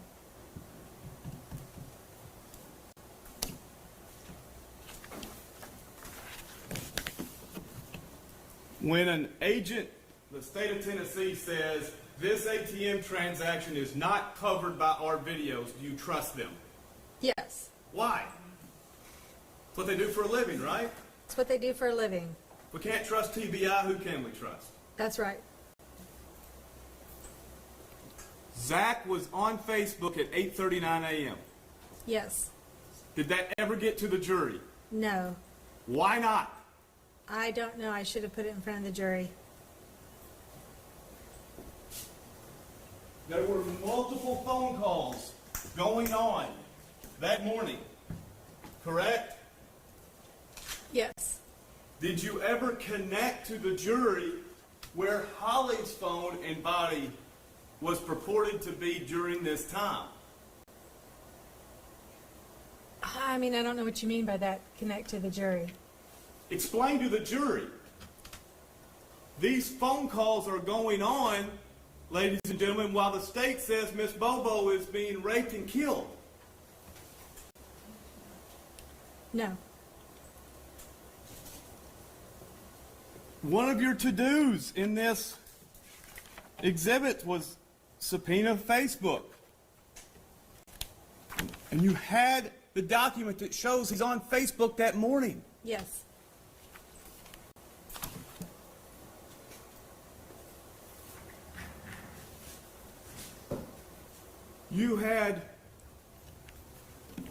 You argued that multiple people said different things that were not true.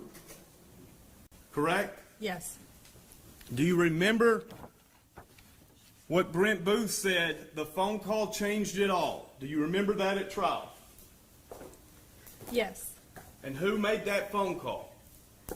Dennis Benjamin called 911 saying that somebody had confessed to Holly Bobo's rape and kidnapping.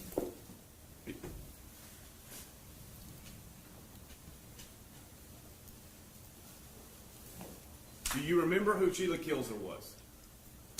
Not exactly. Okay.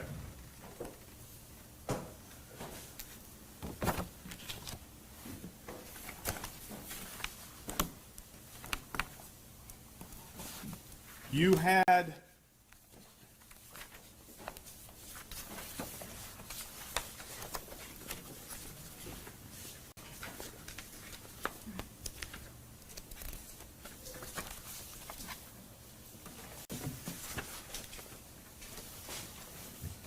you look at this document.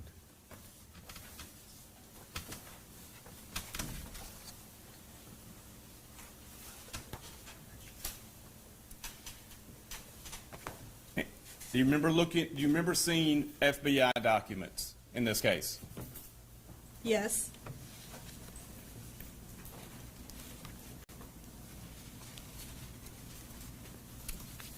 The third paragraph. Lita Bowen. This statement says, 2 to 3 weeks ago, Darnell came to the Bowen home to watch television. The subject of Holly Bobo's disappearance came up. Darnell asked Bowen that if she knew who abducted Holly Bobo, would she provide this information to law enforcement. Bowen responded that she would do so to help the girl and her family. Darnell said he knew something about who abducted her. She told Darnell that if he told her the information, she would contact law enforcement.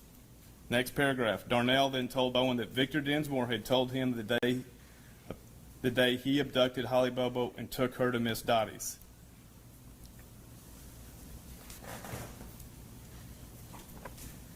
Do you remember seeing the FBI reports like this in discovery? I don't remember this particular report, no.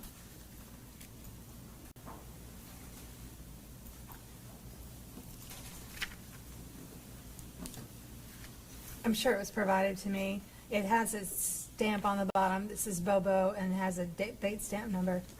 And you didn't think Victor Dinsmore did this crime at all? No. But you didn't use this to attack everything Victor Dinsmore said? No, I did not. You never issued a subpoena to Miss Bowen, did you? No. Your Honor, I move to mark this into evidence. Objection. No, sir. Exhibit 147.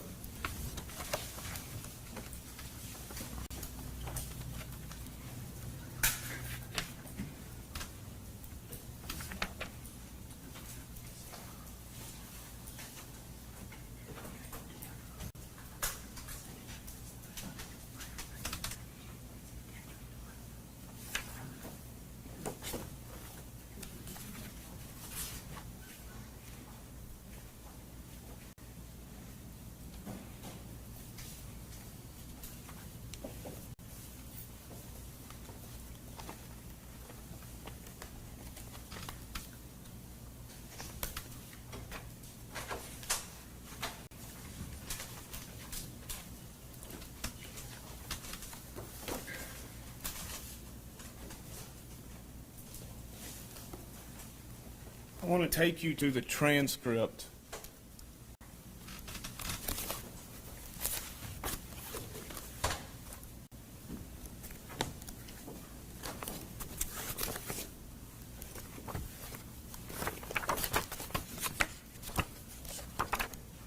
Of Dr. Ross.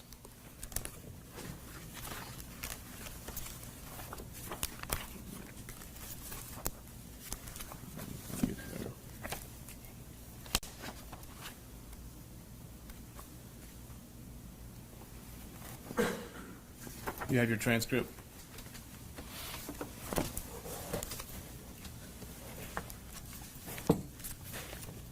His testimony began on page 1128, but I'll take you back to 1147.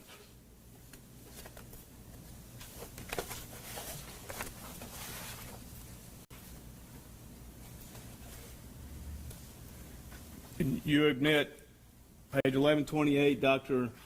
Ross says, I'm former forensic pathologist and the deputy chief medical examiner at the West Tennessee Regional Forensic Center.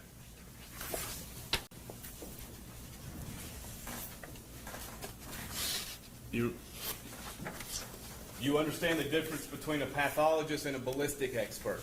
Yes. What is it? Well, a pathologist can't give expert testimony about ballistics. All right. Page 1147. Line 3, the witness says, well, what a .32 caliber bullet is, by my understanding, has a measurement diameter of .32 inches. By converting to inches the size of the defect in the back of the skull, that's about a .36 inch defect, so anything .36 or smaller could have caused that defect. So that would be consistent with a .32 caliber bullet causing that defect. Did anybody on your team have a red flag go off and say a pathologist is saying what his understanding is of a .32 caliber bullet? No. Are you aware it's not .32? No. Do you, General Nichols, argue to the jury? Do you think she just randomly pulled out .38? No. What was she referring to? The bullet that was found next to Holly Bobo's skull. Do you agree it was your job to convince the jury that bullet was not excluded? Yes. Did you do it? No.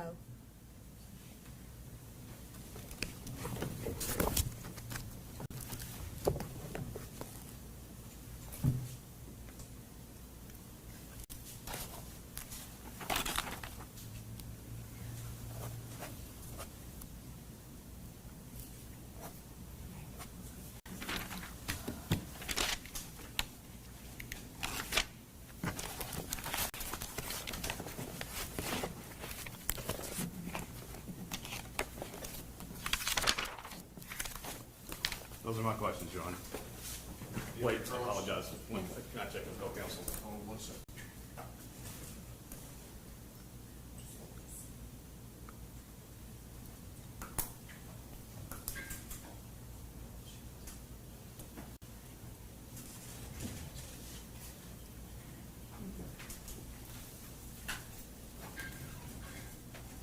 Nothing further, Your Honor. All right. You put on proof that the defendant, your client, was in Parsons at 11:16 in the morning, right? That's what the cell phone records proved through your expert, Jonathan Reeves, right? That his cell phone was there. Yes. Right? But it's your theory today that he was with it, Yes. right? Because he got up and he wanted to go get Xanax and they went to Parsons. Yes. So he was in Parsons with his phone at 11:16 in the morning, Yes. right? The jury heard that. It showed you the still from the ATM video. How would you have admitted that into evidence without your client testifying? I don't know.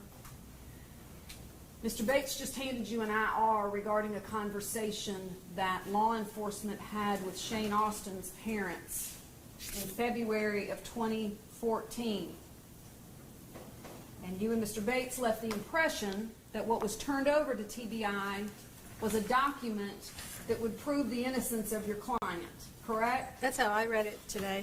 Would it surprise you to know, and we're going to throw it up on the screen there, you would agree with me that Holly Bobo was kidnapped, raped, and murdered on April 13th of 2011, correct? Right. Okay. When was the first time your client mentioned being at the ATM? Oh, I don't know. Would it surprise you to learn that he never said that to law enforcement? I don't know. Would it surprise you to learn that Shane Austin never mentioned to law enforcement that he was at the ATM in Parsons at 11:12 in the morning or whatever it was? They never mentioned it. Okay, I mean, is there a question? Would that surprise you? To learn that they hadn't mentioned it? Right. No. Do you know how law enforcement even found out about it? Rita Austin, I'm guessing. She called and said, we have reason to believe that our son took out some money at 11:12 on April 13th, 2011. Okay, great. We'll come talk to you. So they did. And the Austins provided... Oh, we need the remote, Your Honor. This receipt that's mentioned in here...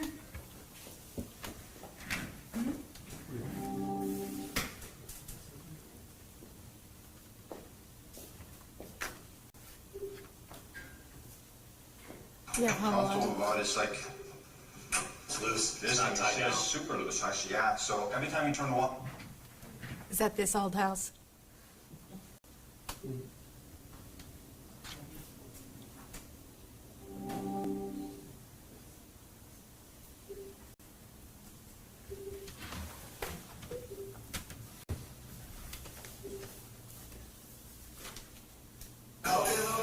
Are you trying to get some set on your house there? It's travel hands. Oh, is it? What's the date on that? Oh. I had it.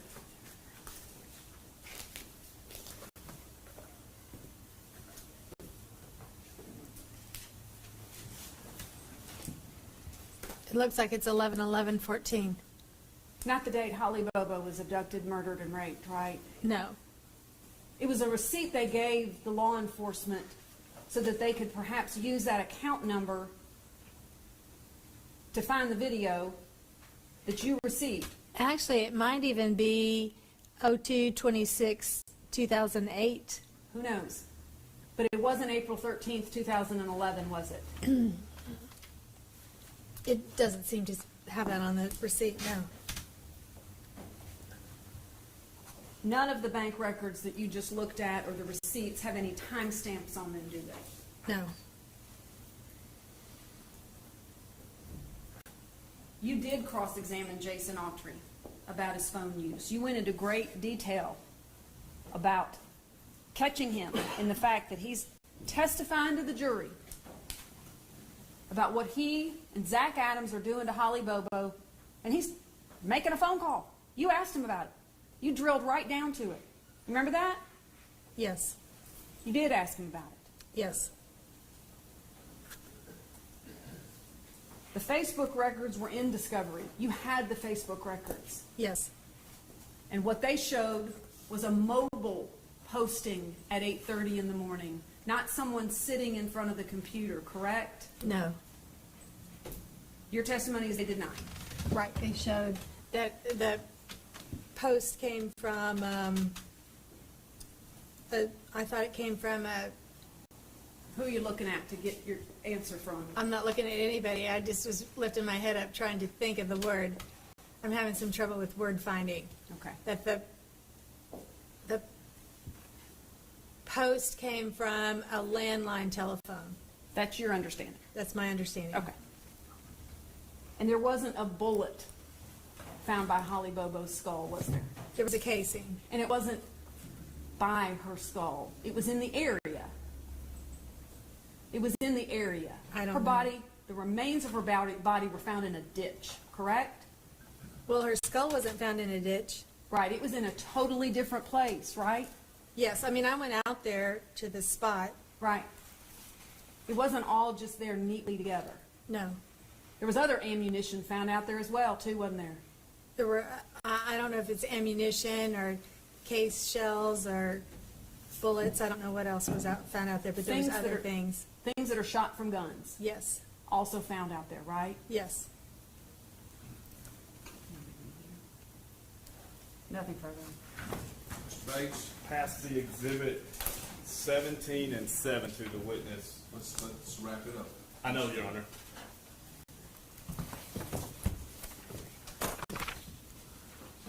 Seventeen and 7.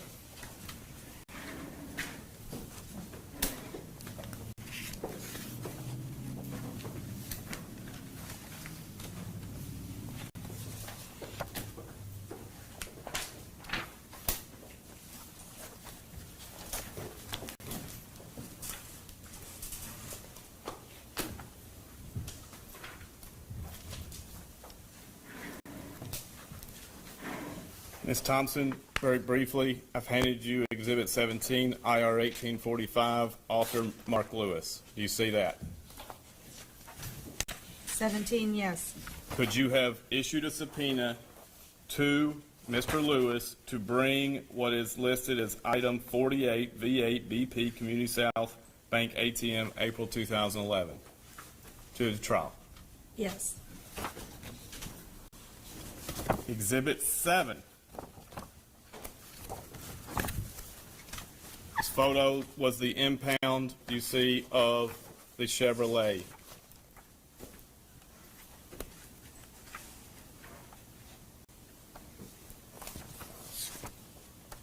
Yes.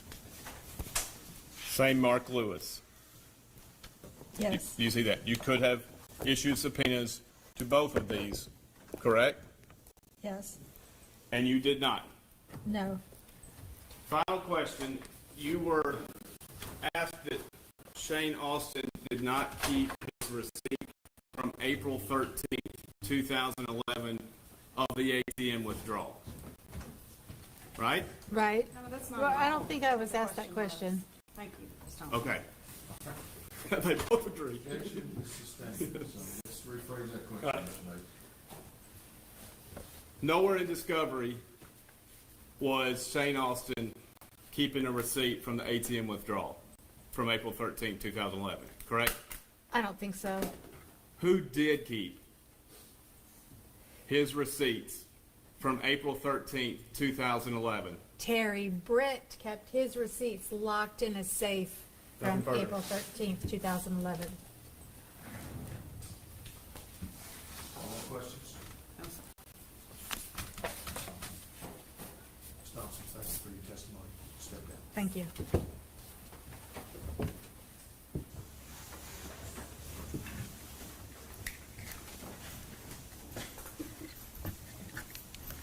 Quite a few accoutrements here, Judge.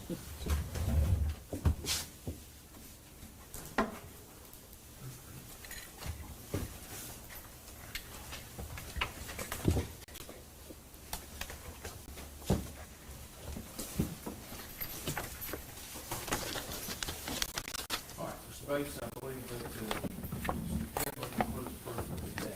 So, Yes, Your Honor.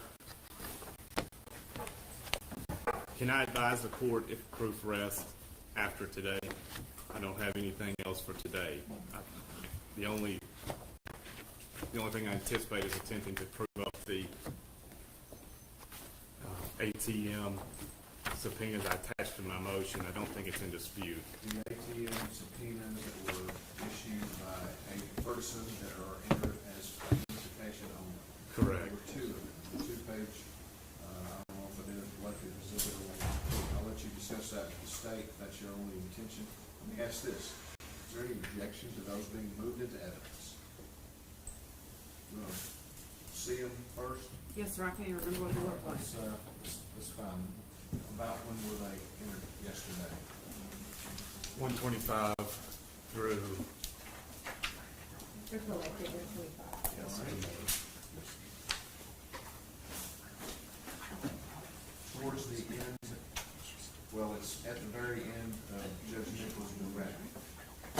Judge, we're fine with moving, stipulating that it is a proper administrative subpoena from TBI and should be moved into evidence. I thought they were already in the record, so yes, Well, that's fine.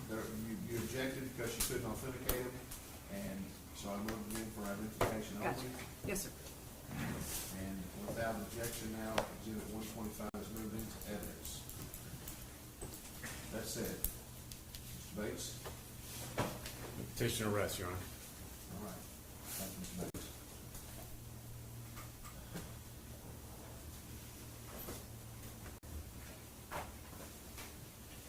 Based on my calendar, let's make sure we're still all on the same page.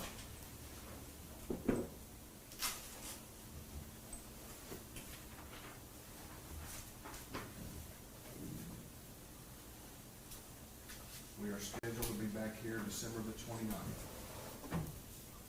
for 2 days. And if the state, oh, let me ask this, does the state think they can be done in 2 days? Yes, Including closing? probably. Mr. Bates? Think you can do a closing, whatever time's remaining in those 2 days? I don't know how much time will be remaining. I would anticipate requesting 1 hour for closing.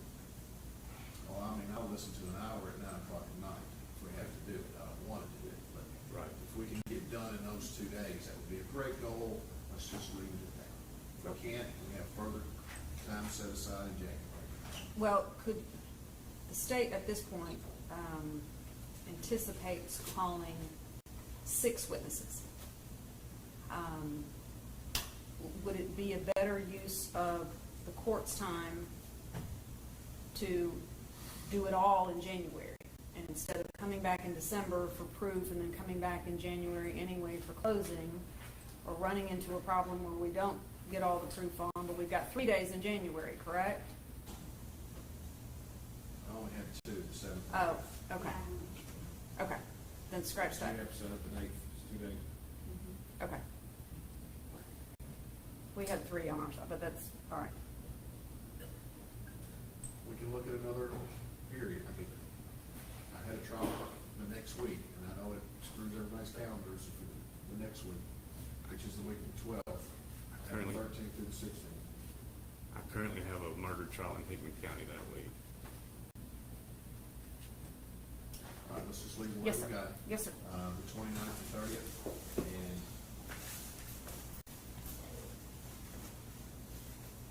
I'm not opposed, I'll throw this out there, coming back on New Year's Eve on the 31st. So if it means we can get done. If we can't get done, I'm not forcing you into that decision now, okay? Just leaving that as a possibility. Right now, we're set for 8:30 on Monday, December the 29th. We will recess until that time. Yes, sir. All right.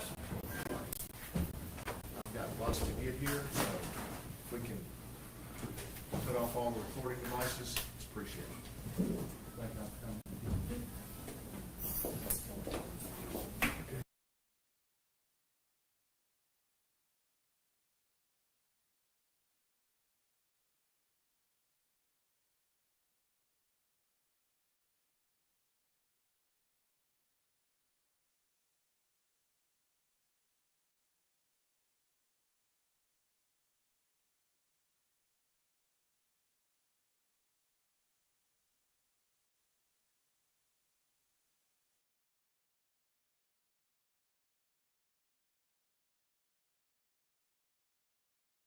All right, I think I'm going to play day 1 of the actual trial from 8 years ago. So we're going to check that out.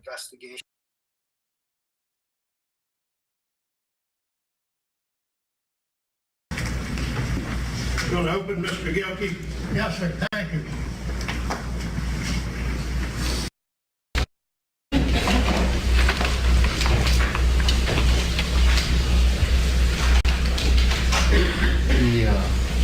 took her. You raped her. You killed her. You discarded her. You covered it up. He bragged about it. And he almost got away with it. He took her. He raped her. He killed her. He discarded her. He covered it up. He bragged about it. And he almost got away with it. He bragged about it. Zachary Adams. He bragged about it. I couldn't have picked a prettier bitch. It was fun. The world may never know what happened to Holly Bobo. I couldn't have picked a prettier bitch. It was fun. The world may never know what happened to Holly Bobo. Holly Bobo, 20 years old, nursing school, working hard and doing good. Her boyfriend that she loved, Drew Scott. She lived with her mom, Karen, her father, Dana, and her brother, Clint. Dana wakes up every morning real early to go to work. Karen wakes up early to go teach school. She's a school teacher. She's known in the community as Miss Karen. Clint, 5 years older than Holly, 25 at the time, went to school and had a job. And that was the family. And they lived in a little house that Dana built with his dad. The house was on a small street named Swan Johnson, off another smaller street, not at the town road, outside of Parsons in Decatur County. It's where Holly and Clint grew up. It's where they were still living. It's where they were supposed to be safe. It was their home. I couldn't have picked a prettier bitch. It was fun. The world may never know what happened to Holly Bobo. Zach Adams, older than Holly, real depraved. Meth and morphine and the dark, dark things that go along with it. Meth and morphine and the dark, dark things that went along with it. That was his life. His friends, Jason and Autry, older than Zach. Zach looked up to him. Just like Zach, meth and morphine and the dark, dark things that went along with it. Shane Austin, same. Meth, morphine, and the dark, dark things that went along with it. And his brother, John Bill Adams, who lived with his grandfather right across the way from the house of Zachary, a younger brother who he treated badly, but the same. Meth, morphine, and the dark, dark things that went along. As dark as this life was, in the immediate days, April 11th, April 12th of 2011,